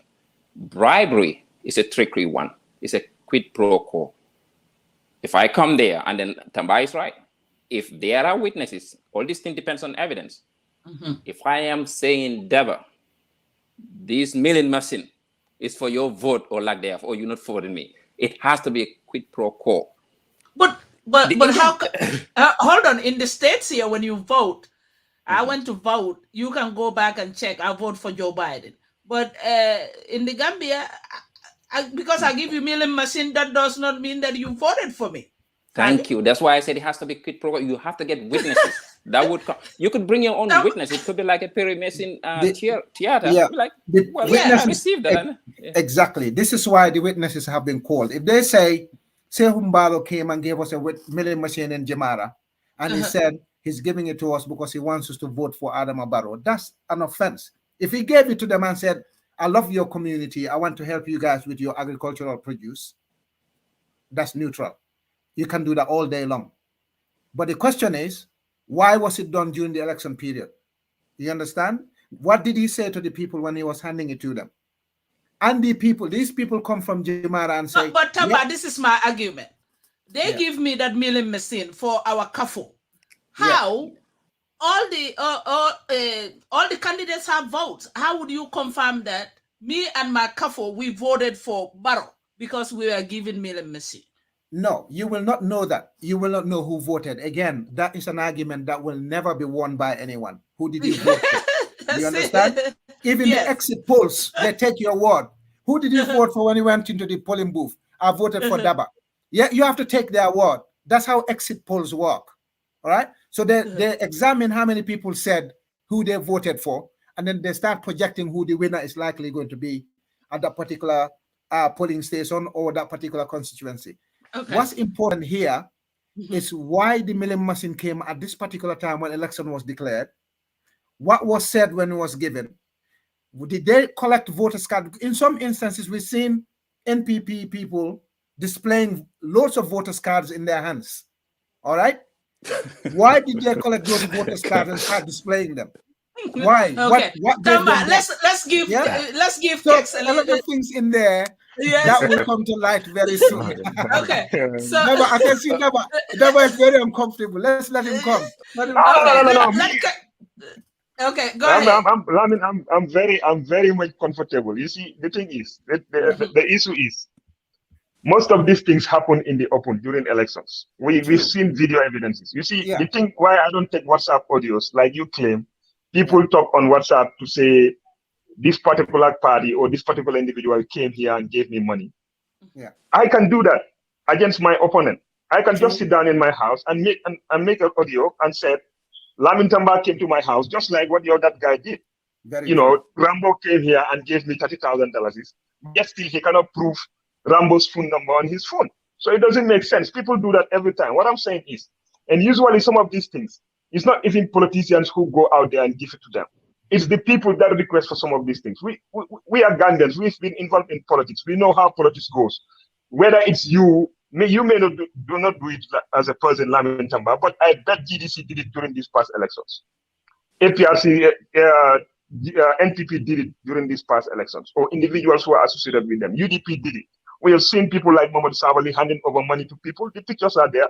So these things, what is important is political parties were given the opportunity to amend, to sit down and review the election act before the election. Some of these things that they are crying foul of, a whole lot of these politicians refuse to do that. When it comes to election financing and how funds should be spent on election time, they refuse. Because you know why? They all go the same way, acquiring money and spending it the way they feel like, because they feel nobody should hold them accountable. So you had an opportunity to talk about these issues where laws would be made to bring about level playing field, but they refuse. So now that the election has happened and people lost, and you start claiming, this guy played foul when you had the opportunity to make this laws way months before election, and then you refuse. So for me, I think it doesn't even make sense. I think what we need is reform, really. You know, what Sarjo mentioned earlier is very important. It'll be good if this case goes to full trial, so precedent will be set. This is a constitutional challenge, so I think the Elections Act will come secondary. But the Constitution just gives you the skeleton. The meat is provided by the Elections Act. The meat is always provided by secondary legislation. The Constitution will say there should be an independent electoral commission. But the Elections Act will tell you how to appoint the chairman, who appoints the chairman, who appoints number two, who appoints presiding officers. That's when the Elections Act comes into place. We have to make sure our secondary legislation doesn't clash, subsidiary legislation doesn't clash with the Constitution. And this is why it's good that this challenge is taking place, and it'll be for the public good for it to go all the way to the end so we can develop our own laws. Because right now, as far as I'm concerned, this is a constitutional challenge. And at the Supreme Court is different from the High Court. Supreme Court will give you directions as to everything that happens in the case most of the time. So once you serve the petition, the registrar distributes copies to all the respondents, and they might suggest somebody to add to it depending on whom you've mentioned in that petition or motion. You understand? But our Elections Act needs reviewing. It needs to stop clashing with the Constitution. Our Public Order Act needs to stop clashing with the Constitution. All the other acts that enforce parts of our Constitution need to make sure they're consistent. And Sarjo mentioned earlier, being specific. Last week, I was serving a notice here on a company, and I was training staff junior to me. And they put, oh, funds must be this, funds must be that. And I told them exactly that based on my experience, because I've been to court as an environmental health officer many times. Now, as a trainee solicitor, I used to go to court regularly until I took this current contract that I have now, which has got nothing to do with law.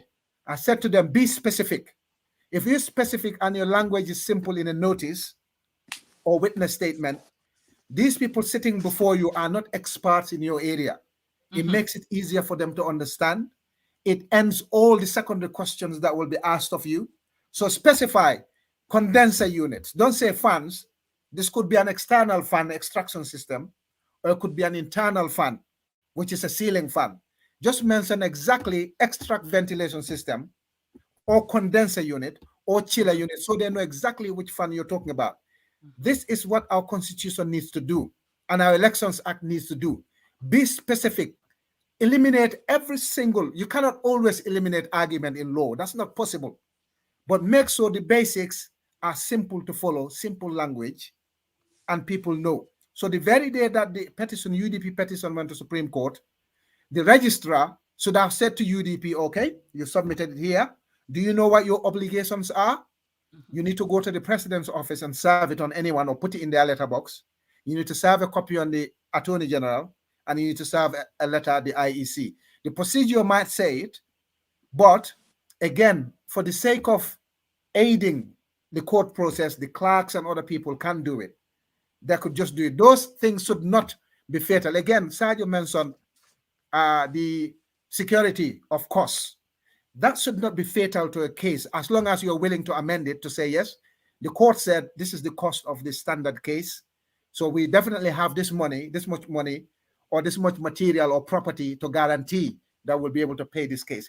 It should not derail the court case itself. But if it says in the Elections Act that you have to do that, and the Constitution didn't say you have to do that, who then should you listen to, the Constitution or the Elections Act? You have to listen to the Constitution. And in this case, UDP are arguing this is a constitutional challenge. Barrow's lawyers are arguing this is what Elections Act said. So what does the Supreme Court do? To compromise, they have to say, okay, this is what Election Act says. This is what the Constitution says. Therefore, there's a clash. The Constitution should reign supreme, but we can develop precedent in this case. We'll allow the case to go ahead for the benefit of the greater good. And for public interest case, if something is in doubt and it clashes, you have to go with the supreme law, or you develop case law as you go. One of them.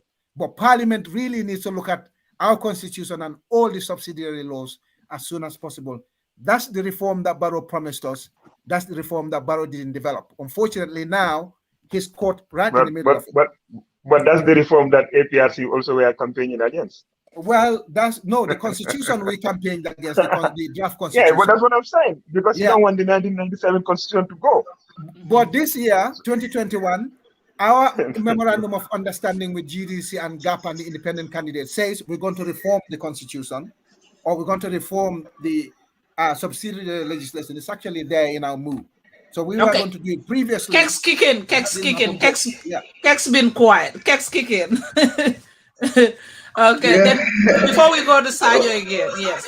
No, actually, it was very interesting, arguments here. But I just want Sarjo to just clarify these arguments for me, because he made mention that it doesn't need for one to serve directly the president, because we believe that the protocol officer. But Mr. Tambadu was actually arguing, and in his argument, he made it very clear that the issue of, he said the issue of filing and serving a notice to be presented in regards of the petition within 5 days of the date of the presentation of the petition.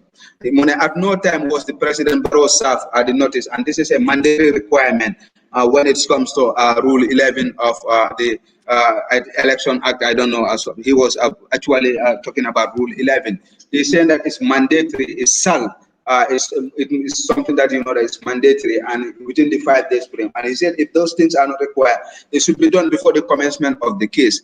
If it is not done, then there is no case before the court. They should not actually. It is fertile. That's the very good term that he used, and he was asking the court that they should. So I just want him to clarify, because he's making more emphasis that it should be the person himself, the president. There was at no time the president was served a notice in regards to the petition.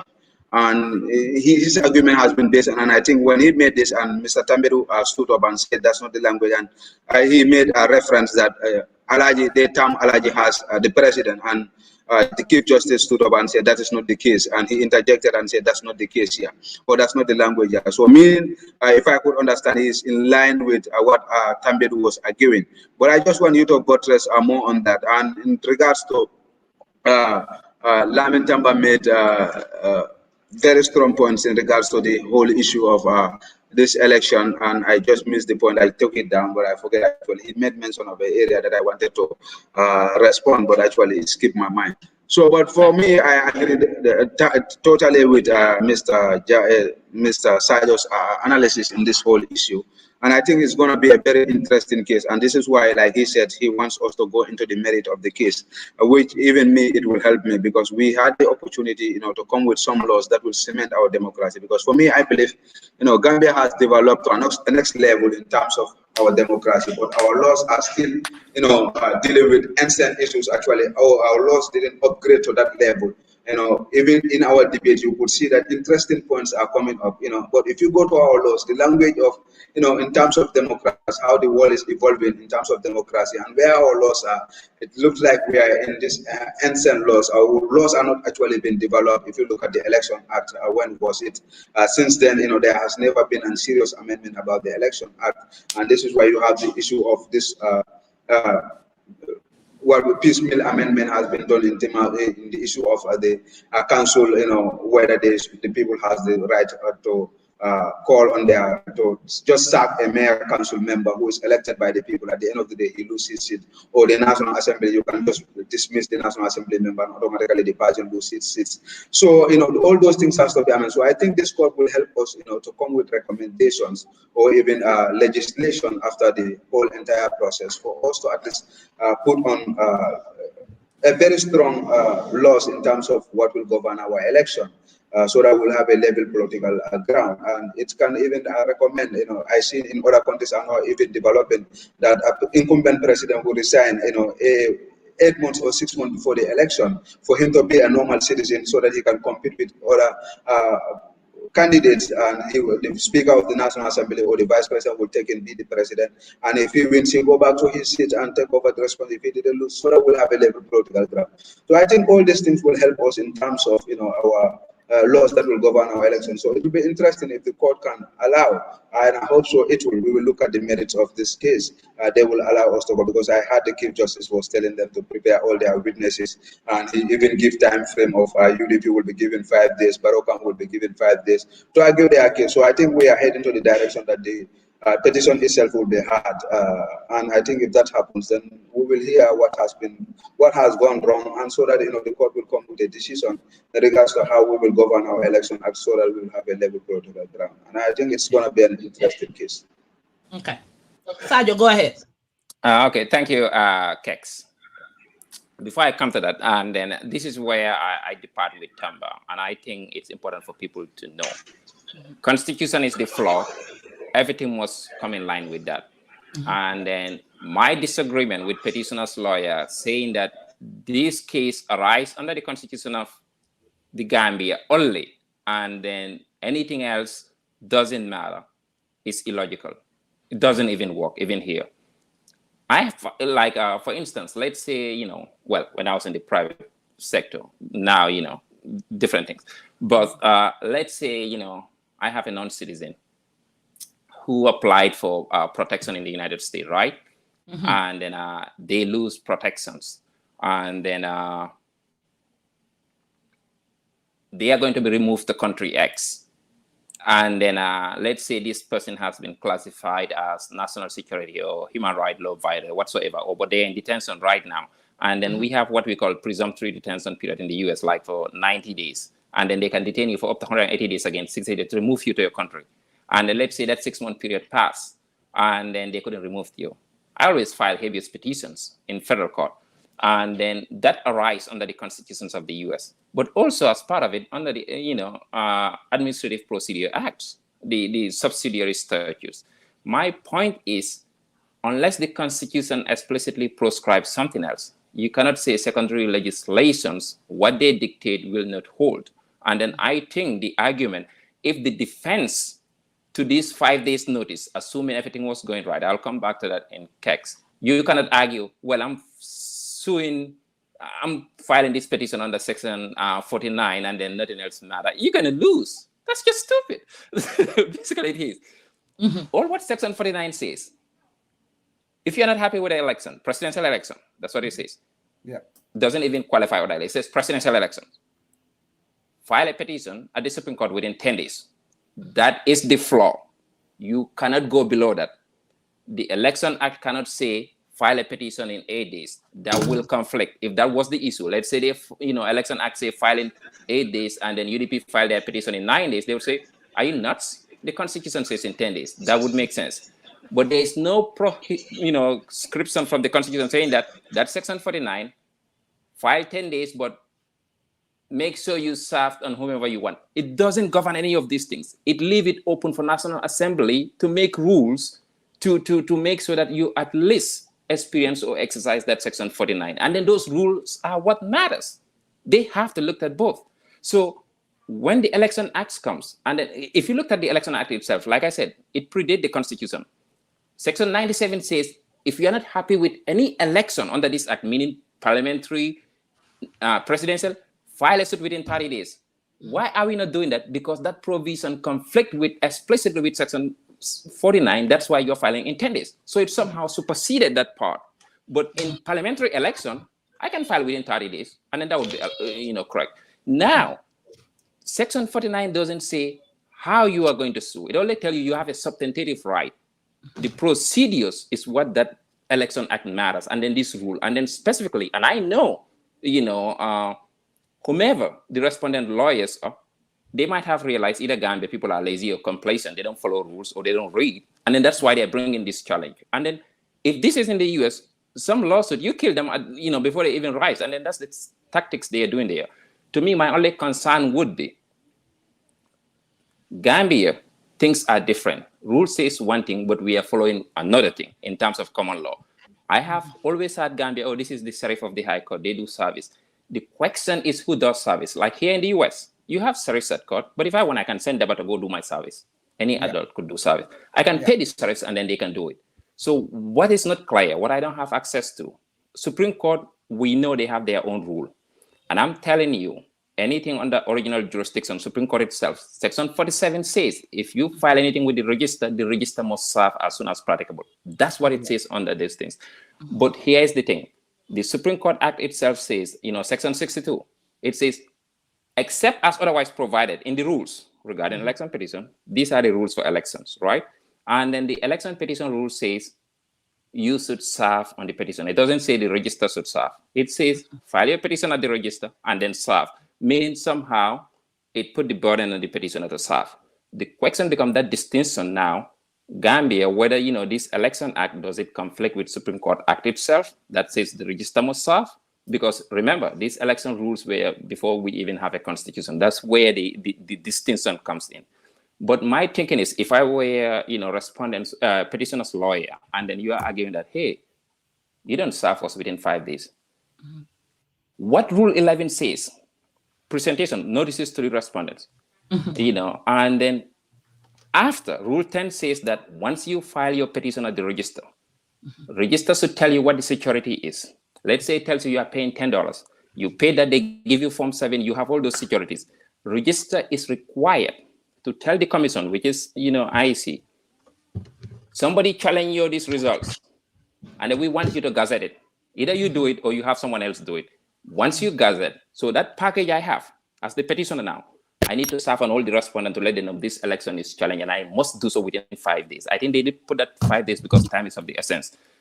My question is, unless you could come in and say, wait a minute, I cannot serve you because this thing has not been gazetted or they have not, given me the security. I can serve you that because Rule 11 only require me to serve you the nature of the security and the petition to give it to you within 5 days. If I don't know what the security is, how the hell am I going to serve you? That would be a valid argument.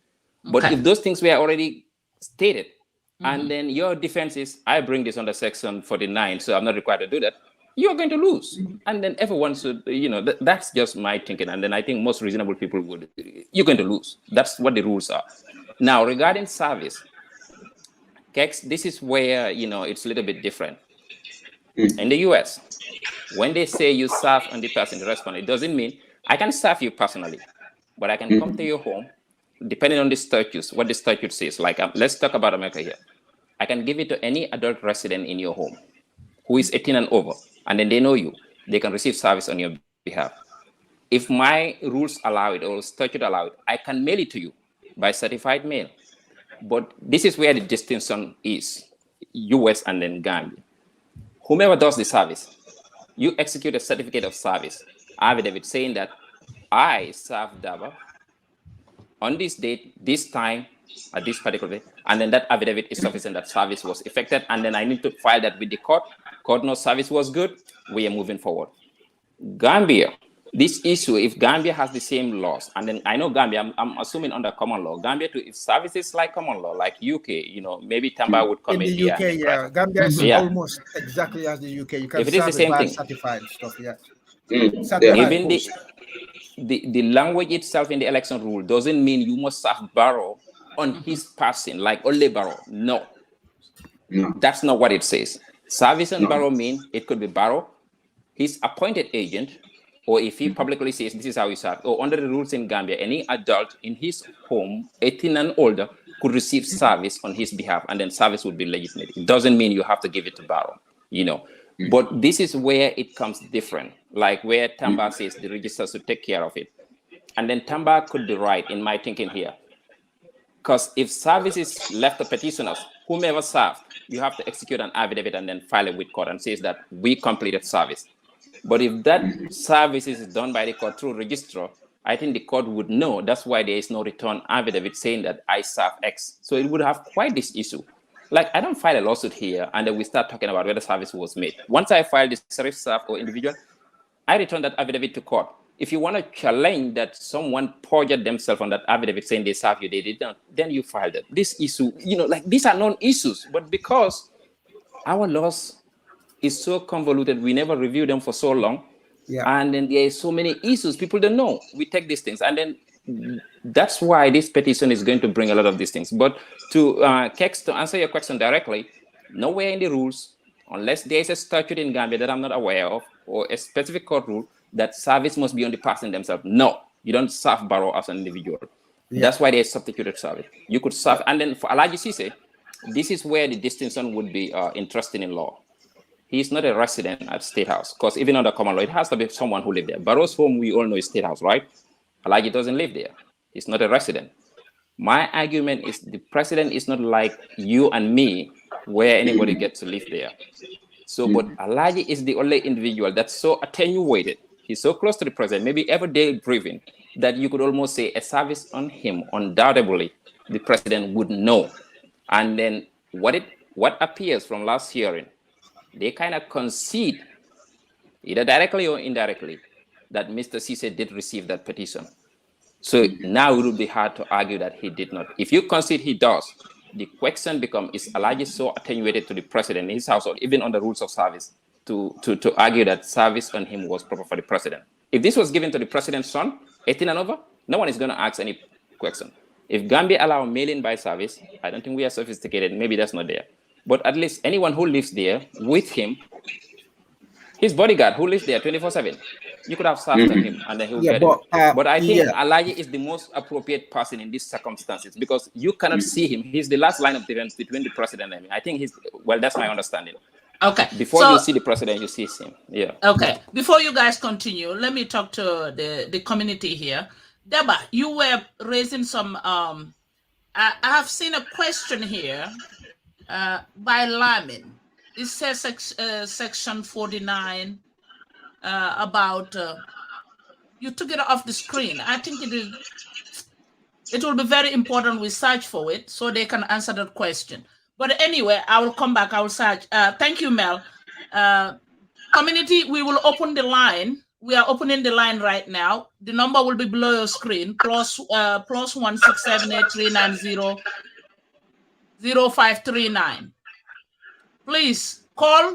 We give you a few seconds to ask your question, your contribution before we close this show.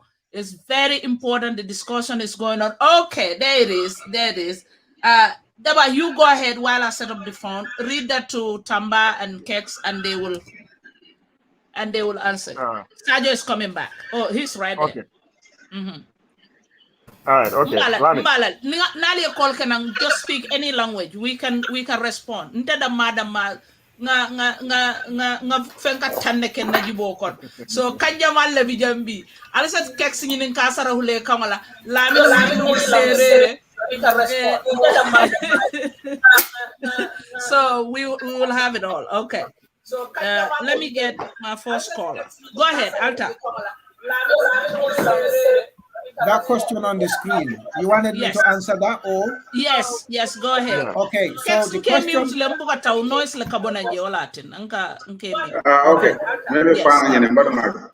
Okay. Okay, so the question reads, does section 49 refer to any subsidiary law? If not, then does the election law have jurisdiction in this case? Right, the subsidiary right there, yeah. Yeah, hello, so the election, section 49 of... Hold on. Section 49 of the 19... Sorry, somebody, that's echo coming from somebody. Okay, let me turn it. Okay, so section 49 of the 1997 Constitution does not refer anyone to any subsidiary law. Yeah? What section 49 says? Section 49 is one of the shortest sections in that Constitution. Okay. It just says any party, any candidate that participated, independent or a political party, must challenge the result within 10 days of the declaration of the results. It doesn't say in accordance with the Elections Act or in accordance with Section 5 of the Constitution or in accordance with Section 69. It is as brief, and I think I can find it and read the exact language that it says. It says, any registered political party which has participated in the presidential election or an independent candidate who has participated in such an election may apply to the Supreme Court to determine the validity of the election of a president by filling a petition within 10 days of the declaration of the result of the election. That's simple. It didn't say in accordance with the Elections Act.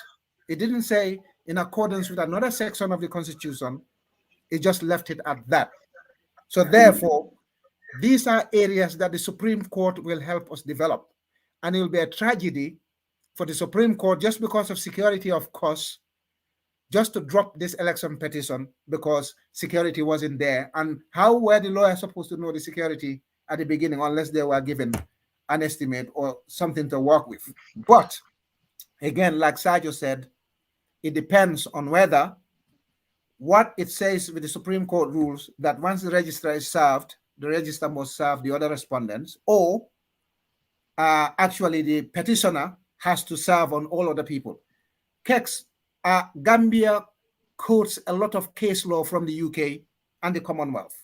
And I can tell you in the UK, if you served a notice by post and you done a recorded delivery and you have evidence of postage from Royal Mail, the notice is deemed served. Do you understand? Or I can drive there myself, knock on the door. If no one replies, I can put it through their letterbox. Every house in the UK has got a letterbox on the door or at the gate or somewhere. You can drop the envelope there and note down on your certificate of service, letter hand delivered and dropped through the letterbox, or letter hand delivered and handed to Kexx of number 34 Halifa Saleh Avenue. You understand? That is service. It doesn't actually have to be Halifa Saleh who picked it up, or you don't have to camp at Halifa Saleh's house until you see Halifa Saleh and then you say, oh, that's Mr. Saleh, that's your notice. You understand? Once you left it at an address that Halifa Saleh lives at or lived at, his last known address is deemed as service. But if you're lucky, Barrow is leaving State House, he's standing on top of his motorgate by the sunscreen. Hey, Barrow, that's your notice. Bam, you give it to him. Fine. But if you can't, Alaji Cisse works at State House. So State House is a residence as well as an office. So therefore, if you served it on Alaji Cisse, you cannot say he didn't live there because State House is a residence as well as an office. So if he gave it to him during office hours or unofficial hours, but he's at State House, is deemed as served. Just note down whom you handed the notice to, what time of the day, what date of the month, and then you go. That's deemed as served. There's nothing special about handing it to the president himself. How many messengers can meet the president in person? How many? Not on the day. Actually, this even if you say like I don't know, because this is a special case, like always they say, but it has been, you know, there are precedents that have been set in regards to how they serve, the court serve. And I have witnessed so many of these things in similar cases when I even actually had a company that I sued. But we went there, we didn't find the MD there or anybody. We found the security at the gate and we dropped the letter. And we feel the team has been served to Tony Gattas, who was the owner of the company or who was the person. And the person appears in court. And I have seen in so many cases, even me in our compound where I'm renting, you know, they serve somebody. And when they came, they didn't meet me there. The tenant served him through the court for the person to advocate the 1 month time, like a notice from the court that within 1 month he or she should leave the house. And they came and they didn't meet me, but the person is next to my house.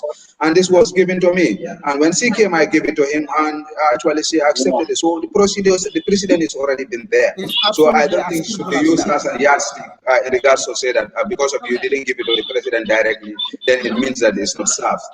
Okay, let me take this call, and then I will join Mel. Mel will join us. He's right there. Just a second. Let me take this caller. Hello, caller. Hello, caller. Hello. Mr. Barrow. Okay, Usman. Yes. Usman, you are welcome to Binto Media Network. Kachabe Kering Yang. Lefte fana na contribution o moilale. Bismillah. Ibrahim Tinna. Yo, assalamu alaikum. Ngal be kontom. Thank you very much. Nga panelo mol be kontom and mbaltem lambal jela. I'm really glad with your activity. Bimbal lamo kan berali asat kan mbal be lamo kan mbal be ton from Daba, Mr. Tamba, Lamin Tamba. Kay ndo mala marte. Kata Kexx ngal be kontom dal Mr. Barrow. Can you guys hear him? Yes. I'm Robertson also. Okay, kumala suti adrom. Alkamin kacajan ka be lan ka jamal la moyje sabu nga be la moy la you're a staff for them, though I'm not a legal person, I'm not a lawyer. But the part of the world I live in, they're all talking of the same thing. Kexx coming word maybe Barrow loyal being demand canoe. Area you're serving you can serve anybody. That is will be correctly. But I think there is one point Allah analysis kono wala you the signature. Because it's just like a sentence. Without a full stop, still the person have the chance to manipulate the sentence. But the more there's a full stop, he cannot manipulate the sentence. This kind of cases. For me, I'm not a legal person, but that's not enough. Mostly, I need a staff or letter sifala. Nima react, then send you a recommended letter or a register letter. You know, the no register letter, no more staff with a register or anybody. Now some bell blood. Now me try yellow Muslim bank, you do bank over 18, coming Mr. Barrow at Tamba. That person must sign. But then later on, that person did not sign. Still, you don't have a valid evidence in court, I think, logically. Okay. So we are always in this at that stage. Yadi minna, ni adi alaji la komi yafunyame as a protocol. In alaji kaito you sign ko letter ni ngare sifle. Then Barrow can step staff. Okay. So okay, yadum Barrow blocking, but moment ndi letter you receive. Nama sign. Yalo lua anka manipulate. So my lola jine kanko, but letter you intemaji. Okay. And if you don't have evidence, kafoko you carry letter you sign. Still now, that's a ground. So I don't know, but legally, you have to be loyalty. Now, I'm going to clear no si paso. If I'm fast, for you, let clear on my side. I'm a letter on. So where's the evidence? The postmark of box. No, that's not evidence. Still in the faith, among sufficient pour camo muta or Carola. Okay. Thank you. Thank you, Mr. Barrow. Thank you. Thank you. Mel? Mel, you are welcome. Sanneh, hold on. Sanneh, hold on. Melville. Melville is on mute. Sanneh, hold on. Mel, you're on mute. Okay. Mel, you are mute. Okay, can you hear me? Yes, welcome, welcome. Okay, I'm at home, so I'm over at my brother celebrating Christmas. Yes. Okay, yes. Welcome. Okay, I'm at home, so I'm over at my brother celebrating Christmas. We saw you send some comments in about the serving. Yeah, serving the president.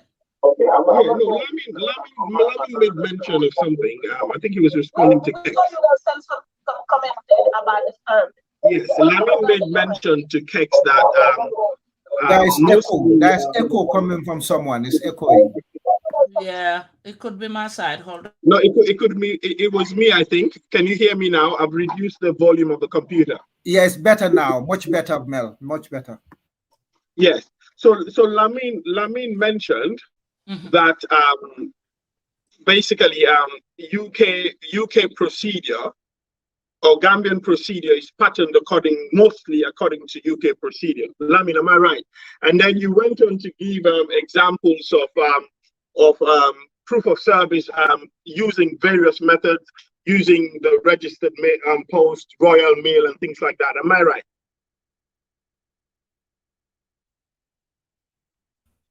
Am I right, Lamin? Okay, I don't know if you guys can hear me because nobody's reacting. Yeah, I can hear you. Yes, you are right. You are right. Most notices, yeah, you're very right. Yes. I just wanted to correct that. In the Gambia, it is not the same. So yes, okay. Even though our laws and procedures are mostly patterned according to English procedures and law, in the Gambia, especially with issues and matters in the Supreme Court, if at all proof it was difficult to effect service on Barrow, they would have had to go back to the courts and make an application for substituted service. And in that application for substituted service, it would determine the mode of service. So they can't just go to the post office, do a registered post, send it off to State House, and that would be deemed as service. you would have to go to court, make an application for substituted service, and that service would be at the direction of the court, or should I say the supervision of the court, especially at the Supreme Court. Now, in the case of Barrow and in this matter, it is radically different. It is different in the sense that, just like Sarjo mentioned, and it is the same way, just like he mentioned in the States, serving Alhaji Ceesay, who's chief of protocol to the president, is deemed as an agent of the president. So serving him is sufficient. But not only that, even if you were going to question the sufficiency of that service, the mere fact that in the affidavit, in the sworn affidavit of Sidi Njai, he has accepted that they have received service by virtue of the service that was served on Alhaji Ceesay. In the eyes of the court, it is deemed that that service is proper because that service was admitted. Yeah. So I just wanted to say that as a way of comment. But I'm off. This is your show and your program, so I'm No. You can stay with us. I want to come in quickly. Mel, hold on. Mel, thank you very much for that clarification with the difference between the UK and the Gambia. Like I said on one of the guys' timelines, I don't know exactly how it happens in the Gambia and the law courts because I've never ever practiced in the Gambia. So, for example, I'll give you an example. Lamin. Yeah. Lamin, I'll give you. Yeah. I can give you a quick example. Yeah. So mostly, when service is being done for a party that lives abroad. So if you know, there was a matter that I think it was this issue with the HIV and former President Jammeh's treatment, and they had taken the matter to court. And of course, you know, they had to serve the former president who now resides in Equatorial Guinea. Yeah. They had to go to court and make an application for substituted service. And then the court directed that that service should be channeled through the Ministry of Foreign Affairs.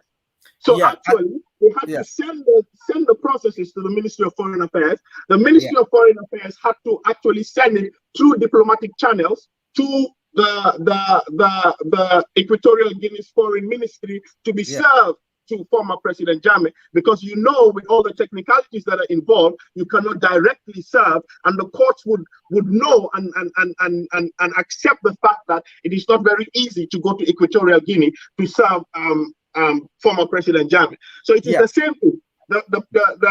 The respondent in this case, Mr. Adama Barrow, is a sitting president, a sitting head of state, and the court will take notice of the fact that you just don't go and serve former President Jammeh. Yeah.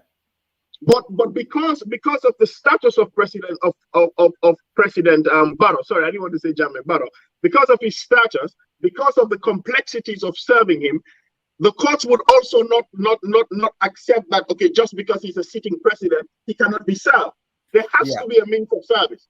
And that is why, in this regard, they would have made an application to the court for substituted service, and that service and procedure of serving the president would have been guided by the courts or prescribed by the court. But in this instance, because service was done on Alhaji Ceesay, and not only now, there's no question whether service was done or not. So the issue of a proof of certificate of service or affidavit of service will not arise, because in the affidavit of Sidi Njai, he has already accepted that service was done.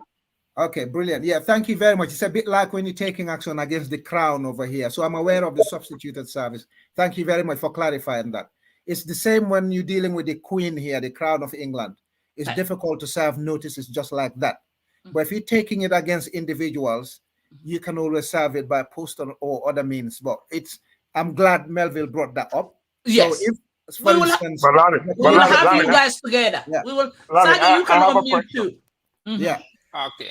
I have a question for Lamin. I think we have to give go ahead, credit to Barrow's lawyers. I don't think they are arguing that Alhaji Ceesay did not receive service or Sidi Njai did not. That's not the question. That's not how I understand it from their motion to dismiss. They are saying, yes, this happened, but they are contending that Alhaji Ceesay is not a competent person to receive service on behalf of Barrow. That's the issue here. You understand? And then this is where, this is my trouble with Gambia. And then it's difficult to understand what the rules are, the law. What I want to know, like people who practice in Gambia, is there, like here, I know I can access federal rules of evidence. It say who could accept service. Now, this is what I know as a black letter law, but it doesn't, Gambia could be the exception. In most contemporary jurisdictions, if you say service on the respondent or even on petitioner, it doesn't mean the named individual must be served unless the statute says otherwise. Now, what I want to know, if Barrow lawyers are arguing you must serve on Barrow, there should be an instrument in law in Gambia that specifically stated that you can only serve on the person themselves. And then if you cannot do that, that's the time you require substituted service. Yeah.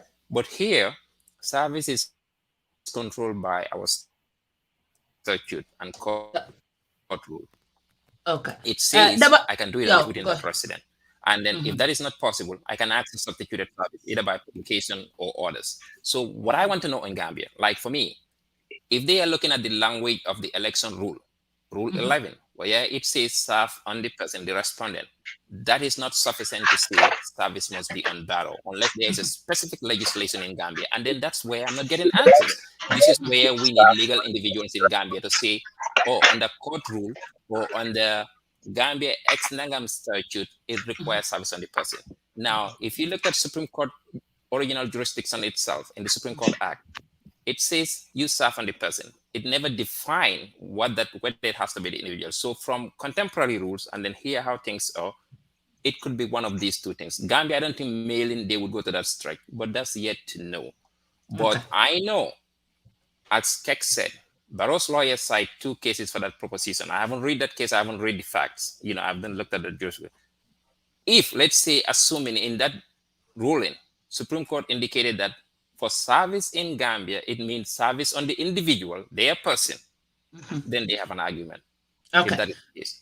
So, thank you. My thinking would be, I think it would be illogical to say that service must be on the person themselves specifically. I doubt that, but I don't want. Okay, y'all hold on. I have a caller here. To say this is what I think. Yeah, let me get this caller. If you want to make that argument, I want to know what the law is. I don't see any reference to that. I came back on to answer this question that Sarjo has just raised. Yes, Mel, hold on. Let me take this call. Maybe it's a question. You can add it together. Sanneh? Yes, Binto. It's not a question. I have something to contribute. Okay, please come in. Or just to make it sound just hi to your guys. Okay. Listen, like you can speak any language. To me, this petition to me is just like a sort of gambling and trying to satisfy the UDP diasporans, sponsors or supporters. I have a reason. I know it's just like what they say. That's part of the law that everyone who is in doubt of this election, you have a right to petition, even myself. But now, it's just like what Dabakh has just mentioned. The only thing which is very clear is UDP and all the political parties, they underrated President Barrow. Now, let us come to registration of voters. UDP, if you could remember, since I don't call any other party because at the court is UDP they mention. They don't mention either GDC or any other person. So if I'm to talk, I'm going to mention directly to UDP. Now, if you could remember, since 1996 election, only 2016 election, which was a coalition government, none of the election UDP have ever accepted the results. With all that experience that every election, Jammeh used to register foreigners. With that experience, this registration came for this 2020 election. With their experience, they said they have the largest people in the Gambia. UDP said even in compound levels, they have their supporters. After registration, they pasted this all to the stations. They could not able to trace out even one person and take it to the revising court. And today you come and say to people, oh, this could have happened maybe, and then is an oversight. When, look, there is no place in the Gambia where they will paste a list. If people if UDP is a real political party, a serious political party, and they are very much concerned with this foreigners issue, they will have make a statement, a press statement from their party, and say, look, anyone from every level, either a supporter or you are in the administrative of UDP, as long as you are part of UDP or a sympathizer, go and check. If you see a name, send it to us. They could have done it at the revising court. I know it's part of the law, it's complicated. Now come to the witnesses. You have Tamba. Now maybe like here, if you vote, they know where you vote. Okay, now I can come and say, look, is it Sekumbalo? I don't know. Sekumbalo gave me a machine, but he said, we have to vote for Barrow. And then what Mr. Sarjo Barrow have said is very true. Because I used to see where they give things, and then they will say, this is for you, you are Gambians, you either vote for us or not. But I have never seen a video where they said, if you don't take this machine, or if you don't vote for us, you'll not take the machine. You know, that one, nobody have seen that. So it's going to be very complicated for someone who even may have already voted for Barrow, but because of his ashamed for UDP to know that he don't vote for UDP, to come and say, oh, Barrow called me at the corner and said, if you don't take this thing, we'll not give it to you. What is the evidence? All right. This court is going to be very complicated. But my last question is, if UDP have won the election, do you think they will petition this case? Ask this to them. Thank you. Thank you. Thank you. Thank you. Daba. Yes. You have a question for, thank you, caller. Thank you, Sanneh. Yeah, I was just, yeah. You know, Lamin is trying to play the lawyer games, like, you know, he's acting like a real lawyer in a real court scenario. Because I see, like, he's using Section 49 of the Constitution, which he says does not refer to any other act. You understand? With regards to, because the Barrow's legal team are using the Election Act with regards to the procedures in which the petition should be placed. But I'm also asking him, because if he justifies that the Section 49 did not say that, but Section 49 also did not stipulate anywhere that Saturday and Sunday are not counted, because it only says 10 days. So if it is valid for them to think the other way round, like they cannot use the Election Act because Section 49 did not stipulate that, then the same Section 49 of the Constitution also does not stipulate Saturday is part of the 10 days. It only just says 10 days. So which means 10 days after the pronunciation of the results, final results, begins counting. It doesn't matter whether Sunday is part of it or Monday is part of it. So it's 10 days after the pronunciation of the results. So I don't know how he's gonna explain that for me to understand, because it seems he's trying to use more what favors him than the other way around. Yeah, the 10 days is, it didn't say 10 working days. It just said 10 days flat. But that's what I'm saying. 10 days is 10 days. Everybody knows what 10 days is. When they say 10 days. Yeah, UDP submitted their petition on the 8th or 9th day, I think. So the petition was submitted on time. It was the respondents that were changed. And I don't know whether the motions changed as well, but the initial petition was in on time. So if the Supreme Court says, add the IEC to it, or was the president served and things like that's a different matter. But the petition itself was not late. Any additions or any what I'm saying is, no, I've had people defending that, who are justifying that Saturday is not part of it. And that is the reason why they are within the context of the 10 days. So I'm saying if Section 49 of the Constitution does not refer to any other act, because, you know, people need to understand one thing. You see, the Constitution and the acts are just like the Quran and Hadith. Yeah. The Quran will tell you do this, but usually it is the Hadith that will go into detail on how things should be done. Yeah. And this is how the Constitution is with regards to the other acts that are brought in either by the executive or private individuals or by parliamentarians. Yeah. They go and tell us the processes in which we must follow. But I'm saying this, what I'm saying is, if they think Section 49 of the Constitution does not warrant for the Election Act to be used, then it's the same way also the 10 days in which that same section 49 calls for must be counted the day after, the day from which the pronunciation of the results was made to the day the submission was done. The initial submission was done. I understand, like, when a submission is done, you have already shown intent. Yeah. So whatever amendment is done later should not deter from. It's not like, no. Yeah, it's just like me going to the tailor and said, I want a haftan, and then you saw the haftan, but it's small, and then I said, okay, I want to expand it. I add another cloth to it. It doesn't make it a brown, like a new order. It's the same material that I'm trying to increase. So it's the same way, like when they make the petition, the amendments are normal. I understand that, because the more the process go, probably they will make more amendments and stuff like that. But the 10 days issue, that's where I have a question. Okay, Dabakh, hold on. Let me take this last caller. Then we'll wrap up. Caller? Yo, assalamu alaikum. Maalaikum salam. Todi madu. Malan dabo mbe ko ke kan Italy banko kan. Ibrahim Tindan dabo.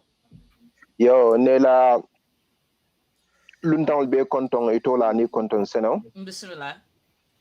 Okay, pourquoi mo diata bake Bintu? Okay, bara dinkira jama biye daba ya fo barantana man kambe wala. Kata ako MPP ku jama bake UDP fane wol kele. Mba fala ko hani wo kuma kan man sabati. Okay. Number 2 fala nyimmi labanta kol ke nan ja ko UDP ni len sembo mu mebe foye video jibam video mi alan ko sekum bala ko molien ko al carte fay baro ali nyi mason dale carte fay baro ni atral man carte fay baro be mason nyi morondal mba falo mari fani arantale o evidence on so fombo jenjenna ko nyoko no bang moli ya kala mo da sanin no ke sa en tulla ta ki di mo rana fa nyinne.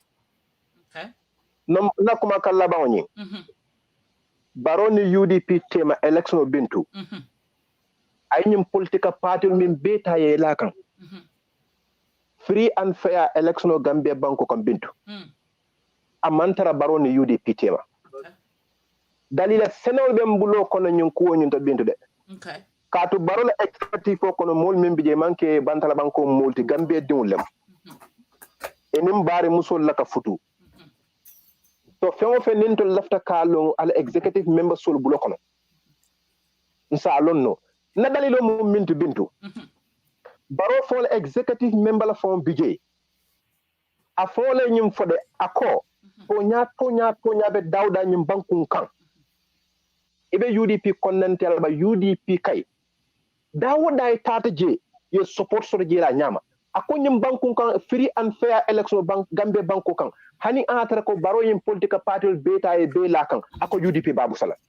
So Gambia banko kam membi jam mantala jam fala kitelo ko nyine ba ko sa ko nyembe kotle man pare ka fem foje batu mbay mim fola jubera ni la moy lal free and fair election Gambia banko ko Bintu amantara baro ni UDP tema nakuma kala do mu minti dalila senol be mbulo ko mola nyum funya alfala akonyo ko ni atra momo sosoro keje ako abe programme sala Gambian Talent TV wala ay Africa wala Care Fat wala Fatu Network. Ako abe programme sponsor je baro en dinkiral min be win West Coast KMC. Ako abe programme sponsor je media nyinto sa yo media kalta e ka dinkiral ta e kala mulu nyin kayla miro e carte fay jumale. Ako fanianen to nyaabe bolo nyoto. But say lafte nyin kala e ko petition o manke baroni UDP. What do you mean? Ani ma fa manke baroni okay. UDP de. Okay. Okay, kam min fa wala mo nyaa UDP ko nyin samba kodu. E ko nyim manson kata ko minen ko lekade mi an ko ni silol manta. Okay. E kon na mole ko mo kana fitna ke mo kana fitna barake. Okay. Mbe bambul wa ko na Cairo sabatin na nyaton ko ya marwa ni mbor ke kan. E ka fam. So sa en ko mi alon ko adanta nyoto. Alnata kitio bunda yonda tidonin to nyat sabatin din teba. Okay. Andin ko nyaaba kun ko no koroso kan mbe min je kan sa enten. Mba fol MPP ko mandin ko iko ketun tan saya bora fayen ko ye pare ni dum bun kon tonya sabati. Okay. Abarka bake. Okay. Abarka. Sayanga fa. Binto, let me clarify because he said something that I did not say. What I said is very clear and what I said is the only political party in Gambia during this past election that I did not see openly giving out either cash, sponsoring football tournaments, giving out jerseys, giving out caleros giving out money or whatever is only PDOIS. Apart from PDOIS, all the candidates that participated in this election were doing it openly and everybody was seeing it. The other thing that he said is with regards to no, men for can wala ndabka silan kam nim for that's what I believe. And ngam for is asaniata la ma for only UDP. Ngo yung election on min tambita. The only political party ntenga min jemi alonko aman tarap ka fenkol ta ka di molla openly in the public.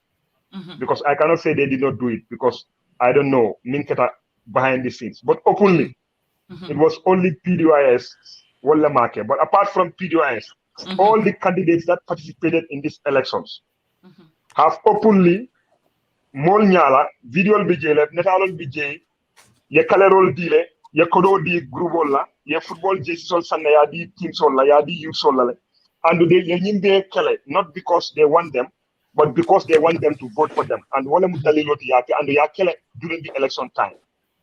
It was not pre-election ya kele election wato campaign wato kono and mobe ni momo ka diamo inin ala tema yalo ne ko wokitan. So for only UDP. So I don't know why he's specifying UDP. If I want to talk about UDP, I'll specifically mention UDP. I'm not afraid to do that. Sarjo. Yes. Sarjo, welcome. Akai, welcome. Janimbe sola banda. Ite amira lafta nyingala angale kawon la bare ngaka mandika kawon.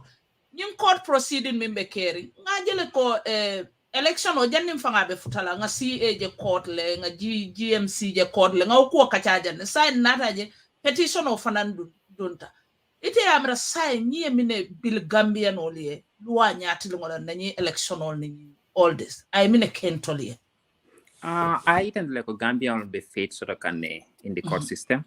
Yeah, I believe court judicially is independent, is free and fair, and then ni tata je ni tonya be wuli be la tonya dile. So it's actually strengthening the rule of law, and then about sunkoning kelo kaluaki buloko na webo, and then that's a good thing. Yeah, understand.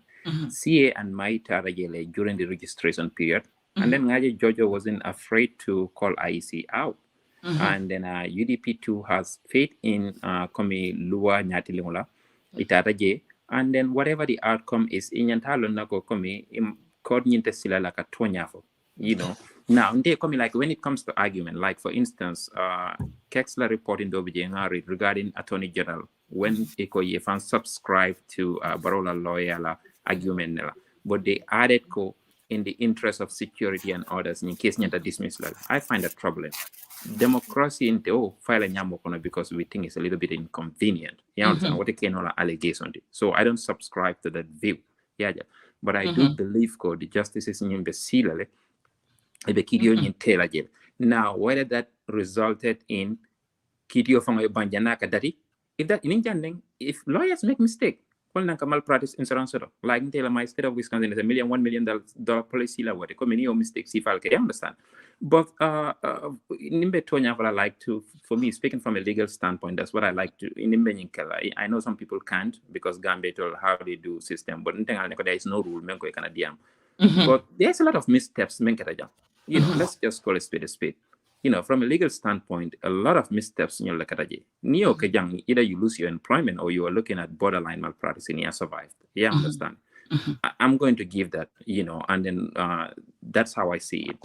From a personal point of view, I want to hear the merit because it's going to set the rules. And then because there's another election at the corner. Notwithstanding, Niatra, there are severe violations. They are alleged. It's going to kill the case, and then I can live with that.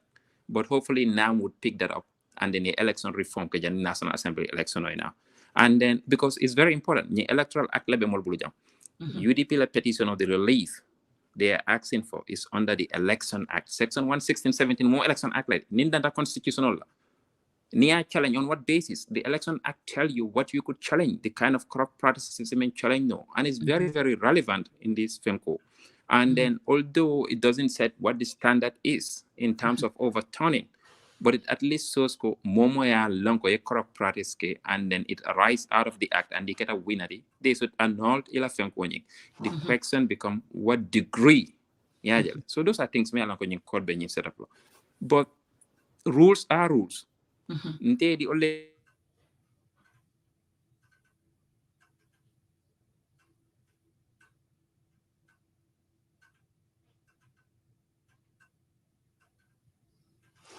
Mbukemo. Ngamre call la sot. Kola sola alimbala luike nte call tala nokode. But Sarjo, mbatu na question dola fanal la faje. Okay, Sarjo disappeared. All right. Tamba. Yeah. Just like the question I asked Sarjo. Yeah. Saying ntolua felabe tamakang na election or na order. Okay, hold on. Yeah. Tamba jani. Yeah, okay. Sarjo. Sorry about that. Nothing. Yes. Yeah. Okay. Sa mbenyin question olalaje. On the 19th fella in the corner. Nyim court fella be draka. Do you think President will say Kalindino? Yeah. Court nyimbe ba. No, in court, honey court, I don't want to but in court, my bank president, unlike US, where we have certain laws, because ila developed, we have a specific deadline, challenges in your ruling, and we care for this. Gambia, most of it. And then a mandate is very specific on the 97 Constitution. 5 years later, I see a returning officer, and Gambia, this is what people have to understand. Under Gambia president, Supreme Court has renounced this in Yakumba's case, and then they reiterate the same thing in Yankuba's case. There is a presumption of regularity until Supreme Court, says otherwise. So I see, even though this is challenge, injunction file to stop swearing in is going to fail because they have set under national jurisprudence presumption of regularity.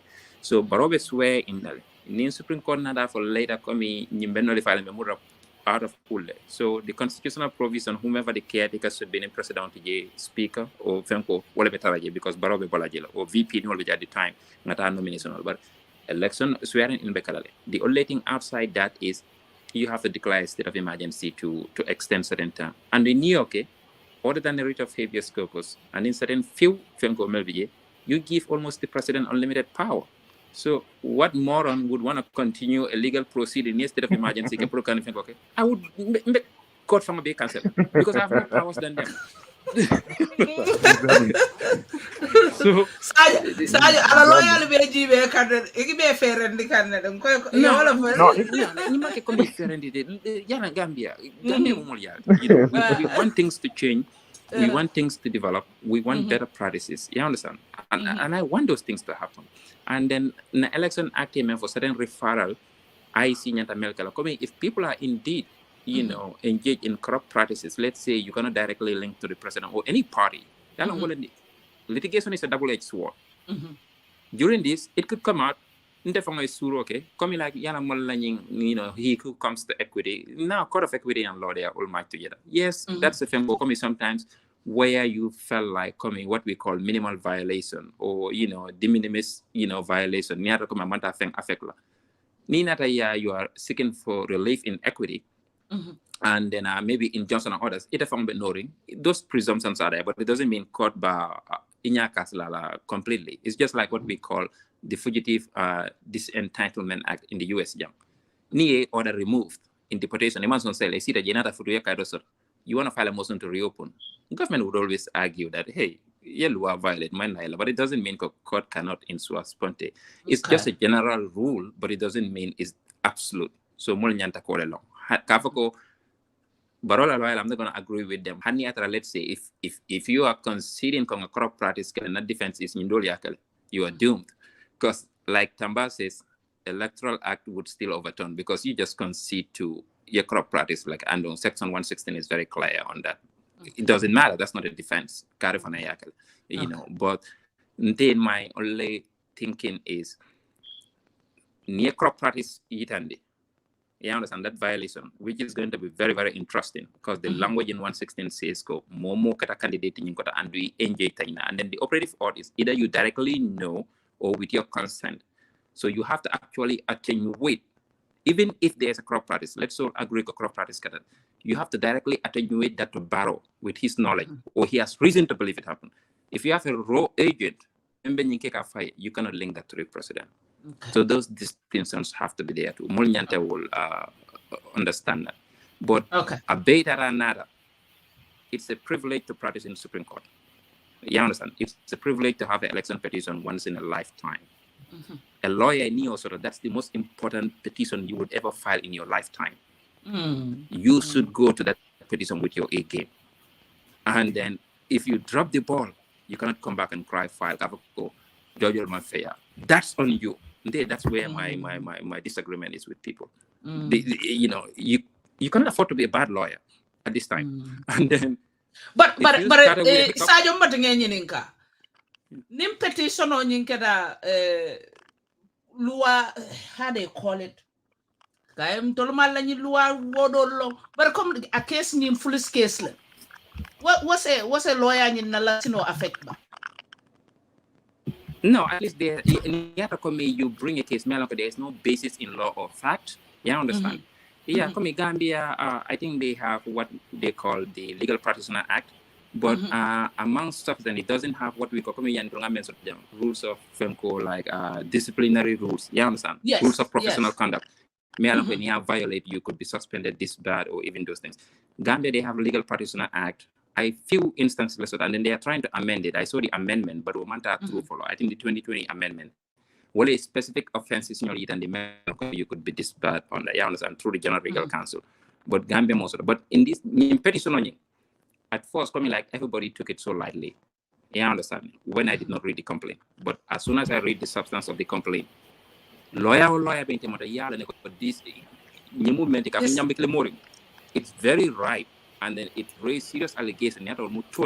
It could be troubling. They were joking about it, calling it Calero here and there. Now they're not joking about it. But if you read the petition,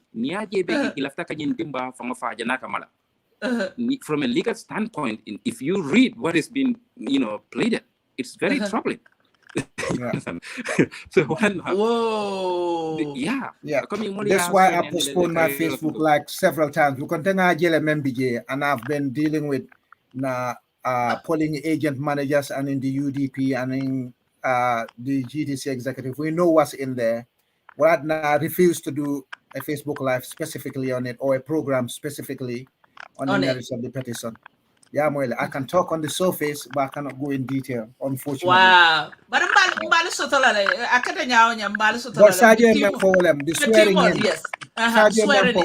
Swearing in will go ahead anyway, regardless, unless of course Supreme Court a decision will make before the 19th of January. Yeah. So in my view, at the beginning, the election will move to November, which will give us 2 months' time to be able to go through any potential litigation.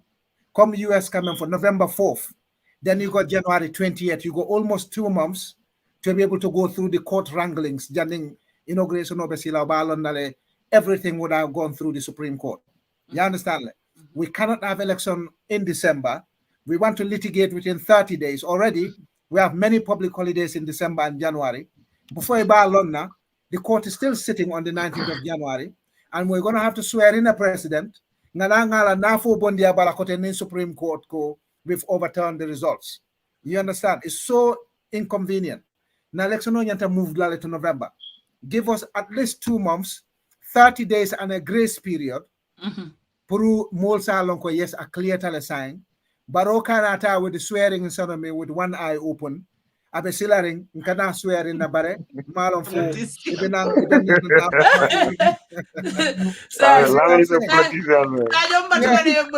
you so much for joining in. Thank you very much. Ngana Lamin tesi corner but follow. I think Gambia would follow Ghana because na standard. You understand? I think my clear suspicion is this would be an opportunity for Supreme Court Kujama address to let the National Assembly to do a lot of changes or even require a new voter rule. You understand it because those things. But coming to Gambia, we have a conservative court. We have to understand that. You understand from the way I read judgments. So I do not necessarily believe that when there is a violation, it would require an overturn. I think they would, follow suit like Ghana, Nigeria, or even in the US, where you have to show there is significant irregularities to a point it somehow, affect the outcome of the race, or in fact calls into question the legitimacy or the doubt of the election overturning. They might recognize that yes, violation maybe for people would be prosecuted criminally, but how that would fare, that's a different thing. And they would give them, and another thing like Tamba, for like Dabakh was very right. You cannot use Section 49 one hand and then drop on the other hand. You understand? It has to be, or it has to be like another under 49. But when it comes to counting and these other rules having subsidiary legislation, therefore you want to hang on that, but you must hang on constitution. It's okay, and then it's called the catch-22. It's a smart argument. Any lawyer like, okay, under constitution, how do you come to court? So let's say not a court like original jurisdiction. Some of these things are not answered. So one of the subsidiary legislations are important. In fact, almost every court would recognize that. It doesn't mean the only thing you cannot go above that. But even if that's a legitimate argument, the problem is UDP never played some of the provisions in Election Act are contrary to the Constitution. They are constitutional. You could have done both because look at the original jurisdiction. It's not look, not under 49. Violation get Section 116 on crop practices. Oh, by the way, Election Act Section 97, what they apply only because it's unconstitutional. It violated this provision. But those things were not pleaded. You never argue those things. You can come back. You understand? And then even from Kexx reporting, when this Rule 11 comes, my understanding from the report was, that's trial by ambush. You surprise us. How can you be surprised when the rules are there since 30 years ago? Yeah. You cannot be surprised. You cannot Okay. be surprised with something. Mr. Barrow, thank you so much. Yakata kutukatola. Bara balumurundi danne. Balumurundi because in case dalumba follow la leam. Thank you so much. Thank you so much. Thank you. I appreciate. Tamba. Yes. Tamba, in the Bahia Minnesota, because one more question to Tanya Janimbe Bulala. Mbe molbe appreciate la. Atol mini alon kali lualo legal Gambia lual. Jaman le fong be Gambia mini be ni law in practice kang. Alin join nang mbe Lamin Sambala nam because atabe UK law the Sarjo Murundi la nang be Melville Sambala nanne anin jama fane nana al nanam be nyim ko kachala le ning court as I don't want to for some court like on the side. Need to look back. Tamba. Yeah. Tamba, minum APRC, no to Alliance APRC la fete. Ni atol dung kuolbe kalanyadi le in terms of election dole kanana. Albe finti la fayela aliye lo ali faye bang pro député Palasol falbe to la GDC na pour GDC la bala lafta la fete le lona minimal la future. Well, I depend tale. The meeting was on 2 weeks ago. And nga ko jubela we have different options. Or option only would be APRC going it alone, going with GDC, or putting up independent candidates. I depend tale. So we're looking at different factors. And Mamfuta our decision not to follow. Working with GDC and GAP and the independent candidate will give us strength going forward. But an intata on our own fanang is fine. We just have to look at what works for us in terms of the APRC party.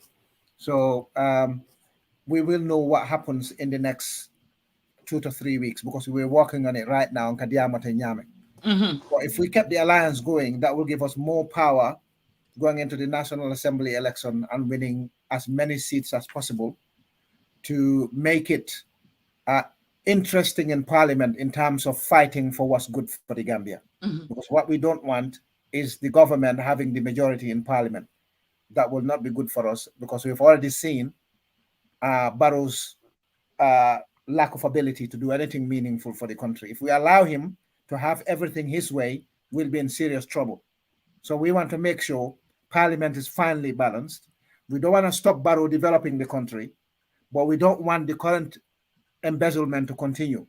We don't want the current, illegalities in terms of fishing deals and other things to continue. We want to stop that. We want what's good for Gambia. But we haven't reached that decision as APRC yet. There is APRC people, Karen. There's APRC people who went to NPP who are also trying to reach out to us to reconcile, whether that means we're going alone as APRC party, or they want us to go and support Barrow, which is something I will not do. But with dialogue, everything is possible. We'll see what happens before the end of January. Okay. Dabakh Butuo, Lamin Fele, y'all have 10 minutes. Yes. You know, Lam, it's then sad. We'll let everybody go. It's really sad that they've gotten to this point. And I think I've told both parties from the beginning. I am one person that has vigorously campaigned against APRC during Jammeh's time. Never voted for them. Never attended their rallies. But like I always say, I believe the right and freedom of every Gambian. And that is why when the change happened and people were advocating for the banning of the APRC party, I've written several occasions, I've spoken about it. Dabakh, hold on. This guy on this thing here, Nko Marinke, Nidam Kendo, Nidam Gambia din Kendo. For Habsman number. Habsman, itodi. Nidam Jatoti. Fintina ye todi. Musona Rafano, whatever Sirinjan, Tolbe Kacha Kendo, Itinala Jaka mol provoke, Eka nonsense solke. I will block you again in Ilan fake account. Because I live if on your nina. If Fintinang, ko Kel ka Fintinyame, Musol the phone Fintinan and Southuma Kel. Fintina ye todi. Give your right information. How can you be hiding all these years? Hiding and insulting people. Tormenting people. You know, Hide your keyboard. Every time I block him. Man, I'm used to these people because a lot of these people talking, they don't even personally know me. I'm not looking for jobs. It's not even about you. But when he comes, we don't tolerate that. You will block him. He will go and bring another account. Gambia dingo wanyanta kala jatolet. Womanyana silala. Your opinion should be out. You todi. For far back you toti bang. For Mamadula for Nyadi Lamba. Come on. So anyway, I'll continue. I gave an interview with Pandari, and exactly what I predicted is what actually happened. I think I still have the audio of that interview. It was almost about a 45 to 50-minute interview. I said, if I was going to advise Jammeh, I would remain mute and neutral in this issue or try to bring the two parties together. But if they go on the legal way, Jammeh was going to lose and the NAM was going to lose. Because the truth is, no matter what people say, the legality of the APRC party is in the hands of the Fabakary Tombong-Jatta-led group. Not really. And no, just listen to me, Lamin. I'm not saying about what you say. I'm talking about law. And the reason why NAM did not challenge that in the courts, they know they're going to lose. No. And I can tell you that for a fact. You okay, can go to the courts. Finish, I'll tell you why. No, let me just land. Okay. You see, the thing is, what should have happened is, I think there were people within NAM probably who had ambitions to run for office. And I think the best thing that should have happened was some of these things should have been discussed internally and come into an agreement. But also, I believe 100% Jammeh was behind the APRC-led executives' decisions in what they were doing. Probably what changed Jammeh's mind is Jammeh, some of the things that he wanted them to negotiate, probably these people have put that on the table. And Barrow wasn't able to offer that. Because the thing is, Jammeh's situation is very complicated. I've seen people talk about, the agreement between AU, UN. That agreement is bogus because that agreement was never signed. United Nations would never sign an agreement and then not follow it with all the money ECOWAS and the of course they do. They sign agreements with Palestine and Israel. They never follow it up. Lami, listen to me. I'm not talking about Palestine. I'm talking about the agreement of Jammeh's going. that agreement probably was drafted and was being negotiated, but it was never signed. Because up to today, there is no any single person in Gambia who can come out with a signed document to prove that those conditions were agreed between the United Nations, ECOWAS, and the Gambia government. So, and so it will never why did the UN publish it, Daba? Why did the UN publish something they didn't agree with? Daba, what point are you trying to make? The point I'm trying to make here is what is best for APRC is for them to come together. Both parties have made mistakes, and the mistake is both parties have gone out in public castigating each other, which I think should not have happened. Okay, Daba, let me cut you there. Yeah, Daba, hold on. You said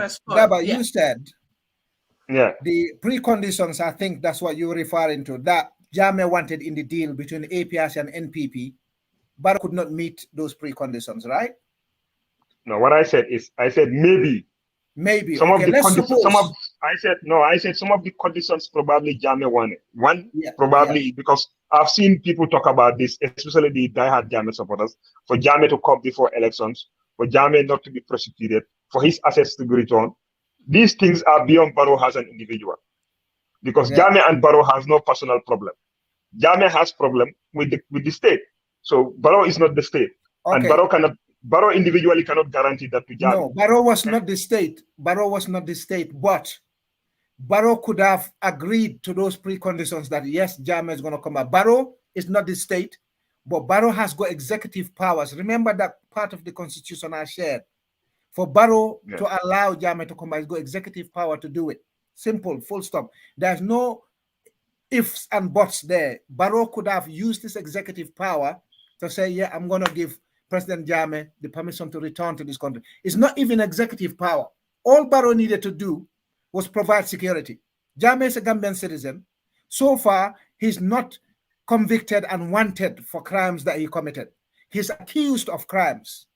If he was convicted in absentia and is wanted is on the run, is different. That is totally different. But as we speak right now, Jammeh is not charged with anything. He's not convicted. So if he's a returning citizen, every president in the world is given security till the day they die. Everywhere in the world, because of the nature of their job. So if Jammeh wants to come back today, all Barrow needs to do is provide security. He doesn't have to say, I brought Jammeh. Jammeh could say, oh, I jumped in.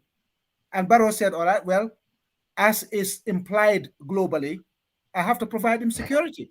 You understand? So I said this time and time again, when you negotiate with parties, whether warring countries or warring factions, every single party puts their conditions forward. If you all agree with the preconditions, deal done. If you do not agree with the preconditions, the talks fail. So if Jammeh said, let's suppose for the sake of argument, Jammeh sent Fabakary Tombong Jatta and said, I must come back before the elections. We must reinstate all the managing directors that were illegally sacked. All soldiers that were illegally dismissed should be reinstated. And Barrow said, okay, fine, I'll agree to that. Then APRC, NPP, United APRC, NPP, form that alliance or coalition, we go in. If the preconditions were not met and Jammeh said, well, Barrow is taking us for a ride, we need to step back. Why then is Fabakary Tombong Jatta and his team continuing anyway? Remember, there are talks that failed at the 11th hour, midnight, the day before, and people went their separate ways. Sometimes Tamba, agreements were agreed and then they went separate ways because one of them didn't play their side of the bargain.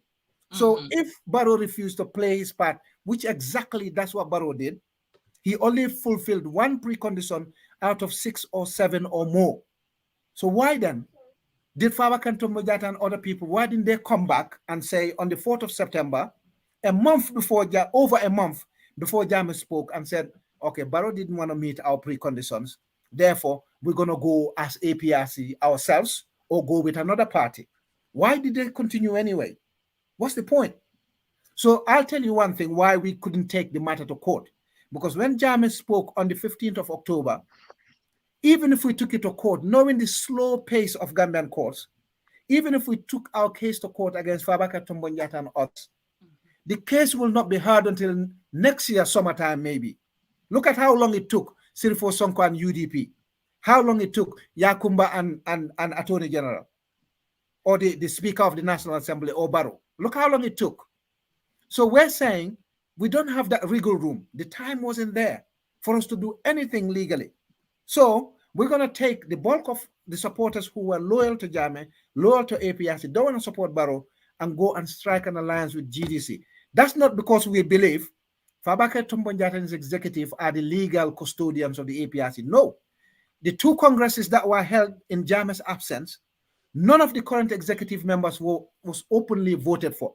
They recommend people to Jammeh as the chairman of the APRC, and he says, yep, we can have this person as our speaker or our deputy spokesman, or yep, Fabakary Tombong can handle the party as an interim leader for now. None of them. You can go through two APRC congresses. The only person who was unanimously, openly voted in and endorsed was President Jammeh. So therefore, all the other executive members are occupying what can be termed as illegal positions because Congress didn't vote them in. Jammeh appointed them. Jammeh can fire them. Okay, Daba, we already talked about this so many times. So don't make Lamin Tamba get fired up again, okay? So Tamba, Tamba, I want to ask you this one question. 5 minutes. Yes. TRRC, your view about the TRRC report.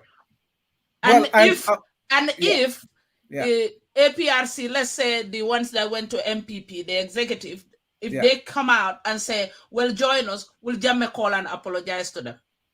Will Jammeh call the executive and apologize to them for what? Because of the TRRC report? No, these are two questions. If you guys have to now go back to come together. Yes, come together. Will Jammeh call and apologize and unite everybody? It depends on what it is. You know, like I said to you, if two teams are talking, you bring conditions. If the Fabakary Tombong executive was angry that Jammeh called them traitors and sacked them publicly. Bakso really, the word traitor. Oh, forget about Jammeh. Jammeh need to apologize on that traitor. My brother is mad about that. Jammeh, you watching us. You need to take that word back.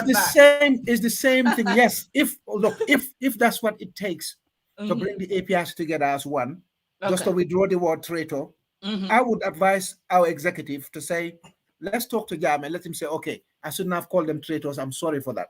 You need to apologize. Yes. Yeah. I'm sorry for it's the same thing. When I call them liars, they get angry, but they admit the stuff they said is not true. So but you need to apologize for that. More of a cultural stuff. Yes, because every APRC supporter admits that I'm a bona fide APRC supporter. So for Fabakary Tombong to come out publicly and say I was never a true APRC, and I have my APRC membership card, and I've been very vocal in defense of APRC, participated in everything. They said yes, he was wrong. He didn't tell the truth. But I shouldn't say to an elderly person that you're lying. I should say he's not telling the truth. Okay. You understand? Now we go to TRRC. You always the TRRC for me, yes, is a legal establishment. The simple principles of law should apply regardless of who we investigating. You understand? The simple principles of law are the chairman of the TRRC has to be somebody who's qualified to be a high court judge, a sitting high court judge, or an ex-high court judge who's not over 70 years old. Yeah? These are the requirements of a chairman of any commission of inquiry. Lamin Tamba, the chairman of TRRC, was not an ex-judge. Well, he is not an ex-judge. He is not a sitting judge, and he is not qualified to be a high court judge. And if you violate those constitutional requirements, you violated the whole principle of transitional justice. So therefore, anything that the TRRC did because of that will be challenged in a court of law and could be thrown out. So we're saying the legal basis on which TRRC is recommending actions be taken by Barrow government, the legal foundation was wrong. That's number one. That's the qualification of the chairman of the TRRC. He wasn't qualified to be the chairman, period. Secondly, Let's go to conflicted interests. In any legal case, you cannot put a foe against a foe, or somebody who's had an open falling out or open beef, or somebody who openly opposed somebody, didn't like them, or whatever. You cannot pick that person to sit in a case that has to deal with the person they do not like or the person they fell out with. That is a complete violation of the simple principles of law. You cannot have enemies judging each other, or one enemy sitting in a case involving the other. It's wrong. Adelaide Sources, the deputy chairman of TRRC, her daughter had problems with Jammeh and she had to flee. Open opposition to Jammeh. And she had to flee. She's conflicted. Adelaide Sources is said to be a relative of Sana Sabali, and she was looking after Sana Sabali when he was released from prison. She has an interest in this whole matter. She should not have been deputy chairman of TRRC. The executive secretary of TRRC, Baba Gale Jallo, had an open falling out with Jammeh and fled the country. He shouldn't have been picked to have anything to do with the TRRC. The lead investigator of TRRC, Alhaji Sedi Barrow, picked up guns to go and overthrow President Jammeh's government and possibly kill Jammeh. He shouldn't have been picked in any capacity when he came to TRRC.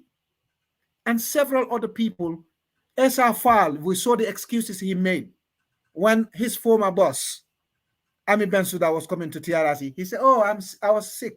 I couldn't attend the sittings because he was conflicted. You understand? There are several judges in the Gambia who had no falling out with Jammeh, who were not part of the UDP, who were not part of the APRC, who could have sat on that case and done a brilliant job. We could have had lead counsels who had nothing to do with politics, never worked for or openly against Jammeh, who could have sat on those cases. So as far as I'm concerned, the TRRC itself has got big legal questions, but the biggest of them all, and I'm glad, this is why I said earlier in this program, for moral reasons, I was so happy when Barrow's lawyers invoked the immunity clause under Section 69 of the 1997 Constitution. Because if you go to subsection 2 of that section, it says you cannot set up a commission, you cannot bring civil or criminal proceedings against an ex-head of state, which is Jammeh. So Section 69 gave Jammeh immunity against civil or criminal proceedings and setting up of commissions against him. Yes? And those same protections will apply to Barrow. Those protections do not apply to election petition, but they apply to any other thing that a president did or didn't do when they were in office. You understand? And also, Schedule 2, Paragraph 13, subparagraphs 1 to 5 of the Constitution gave the military junta immunity. And when Yankuba Toure's case was read, they said Yankuba couldn't benefit from the same immunity with President Jammeh because Yankuba was not a head of state. Every head of state in the world that has got implied immunity. But our constitution went further to make it expressed immunity. There are 2 separate provisions which cover Jammeh, the same ones Barrow will benefit from. Whatever Barrow does now, which is already done by ignoring it to set up Jammeh Commission against Jammeh, ignoring it to set up TRRC against Jammeh, the same constitutional violations might happen against Barrow. So he's got to be careful with what he does because his fate will follow exactly what he's doing now. There's nothing wrong with charging a president for direct murder if you caught him killing someone, all right? Or in the scene killing someone, or you actually heard him saying, kill him.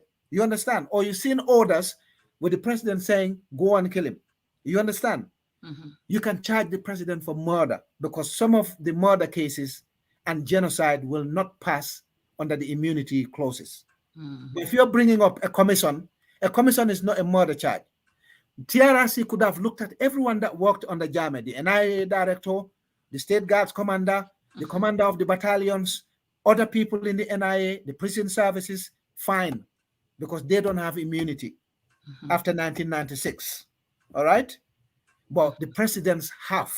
And I was happy that Barrow's lawyers quoted that constitutional provision because that would have covered them if it was an election petition. And the same reason now, We cannot sue Barrow for what happened in Kanilai. We cannot sue him for what happened in Faraba. We cannot sue him for the embezzlement that's taking place under the Minister of Health, Gam Petroleum, and other places because of those constitutional immunities. But the election petition doesn't benefit from that. So, in my view, the TRRC, in accordance with our memorandum of understanding with GDC, needs to be done fresh. I will not stop in the way of people getting justice. I said that from 2017. I will never make excuses for Jammeh. But what our laws say, we must be consistent. Let's stop changing the laws because the person the law is dealing with now is somebody we don't like. We can't do that. If the Constitution says the junta is immune and the appointees, and it says Section 69 covers the president sitting on X, we have to make sure we keep that until Parliament lifts that clause. But do you think Barrow is going to get Section 69 lifted? No, because it's not in his interest to get Parliament to vote to remove Section 69, because straight away, Barrow makes himself open for Kanilai, Faraba, and all the embezzlement taking place in his government. If it's removed now, he'll face criminality. He doesn't have a statute of limitation. Okay, so now Dabakh, go ahead. Dabakh, 2 minutes, then we'll close. I totally disagree with Lam. Okay. And the reason is, you see, we have to be honest with ourselves. Comparing Barrow to Jammeh. Legally, or no, just or wait, you're just talking from listen. your opinion? Lamin, I'm talking about I'm talking about legal responsibility. Okay. We all, I totally agree. There have been corruption, and it's happening and will continue to happen. In a smaller scale or at a lower scale since the time of Jawara, and will continue to happen. And this I have always advocated for, and I've already spoken about it in public. But the difference between Barrow and Jammeh is, I am yet to see anybody who comes out, and I think Gambia in this current situation, nobody has an excuse to say I am fearful of speaking my mind. They will come for me at night. We were all in Gambia. In 1994, when Jammeh was taking over, I sat my common entrance exams. Even though we were young, I was just 14 years, but we all embraced the change happen because we saw what was happening during 3P's time, and we were not happy with it. But the difference between Barrow and Jammeh is, Jammeh was directly involved in the corruption that was happening and the malpractice and mismanagement of these funds in Gambia. And there are very strong evidences to prove that. There are certain things that people will not come out and just say in the public. Jammeh is not just being accused by any ordinary person. When it comes to, with regards to the killings, Jammeh was directly involved in that because he knew, he ordered for it. Lamin, let's just be honest. We know Jammeh very well. You think a fly will die in Gambia, and Jammeh didn't know anything about it, and he did not act. When Jammeh was going after ordinary people who just have minor problems and they fight and they kill each other, that was the reason why he said he was going to execute people to show examples. So here you have people in uniform, directly linked to the State House, under the command of the president, going out after Gambians, killing them daily. And you want to tell me Jammeh did not know about that? Or if he deliberately did not want to act because he knew what was happening? Because some of these people who were in the jungle, some of them, they are our family members, some of them are our friends, some of them are our neighbors. We knew, a lot of Gambians knew what was happening in Gambia. The truth is, people did not have the audacity to speak because everybody was running after their lives. But the thing is, Jammeh is directly responsible for all these things that were happening. That is the difference between him and Barrow. And in the case of Yankuba Toure, I've always said this. What Yankuba is accused of is not an official function. Yankuba was not a minister to go out and kill innocent Gambians. The killing of Koro Sise, and I think that was a very weak defense that his defense team used. Because you cannot say he's immune. He has an immunity clause that guarantees him while he's in office. But his official duty was not to go out and kill Gambians. So for me, the immunity clause is not an excuse if what you did or what the person does is totally different from what his or her mandate is in terms of official functions of his office. No, And that's where Yankuba was a principal, accused of being a principal in a crime. He was at the scene and was participating according to Kanye. Yes, but that's what I'm saying. But the act of stealing Korosise is not an official function. No, it's of not a state an minister. official function, of course not. So exactly. So what the immunity can guarantee you is in respect to your official function. For example, today, like I am the Minister of Health, or I am a nurse, or I am a doctor, and during the process of operating on a patient, because of mistake, he or she actually dies. That is way different from me being a doctor. I go out there and go and kill somebody and claim I am a doctor, so I am immune from prosecution. Mm-hmm. These are, you know, we have to be in as much as we like people, we love them, we want to defend them. I cannot have enough of y'all. I cannot have enough of y'all. For me, let me close with the TRRC. With regards to the TRRC, okay. I agree. Mm-hmm. There were mishaps, which I've already highlighted. If I was in the position to set up the TRRC, I was not going to set it up the way it was set up. And I think I've did a blog about it. I said they should have consulted the University of the Gambia, and they create a research unit, equip them, give them all the things that they need, and then let the students go around the country, talk to all the people that are victims, let them document it. Those people who are criminally liable for anything, I think they need to be prosecuted to set an example to stop people from abusing their office or their powers in future. But the truth is, justice must be served, because some of these people who died, they left their families here. Some of them were breadwinners of their families. Some of them, because of their death, it has torn around their families that some of their kids even left school. So we cannot just sit down just because of an immunity clause. We can set up a hybrid court and prosecute people who are responsible for this. Yeah, thank you. But I mean, I don't have problems with people seeking justice at all. I'm not going to stand. I'm not going to make excuses for President Jammeh or General Baji or Yankuba Baji or Alaji Kanye or any other person. I've said that before, and I never make excuses for them. What I'm saying, if we want to take action against them, let's review the laws. Let's make sure everything we do is consistent with our laws. And the way the laws are now, what you're saying is, every single person who's been a principal or participated in someone's murder or torture should not escape it. But we cannot say until we get, this is criminal law we're talking about now. You cannot say somebody ordered it without having proof that it was ordered. Yes, this is why command responsibility comes into it. If Jammeh wasn't aware and it happened and he became aware that something happened which is criminal, what action did he take? If he took action that was deemed to be adequate, he's absolved himself of anything to do with that crime. He's discharged his responsibility by arresting people, charging them, and possibly getting them convicted.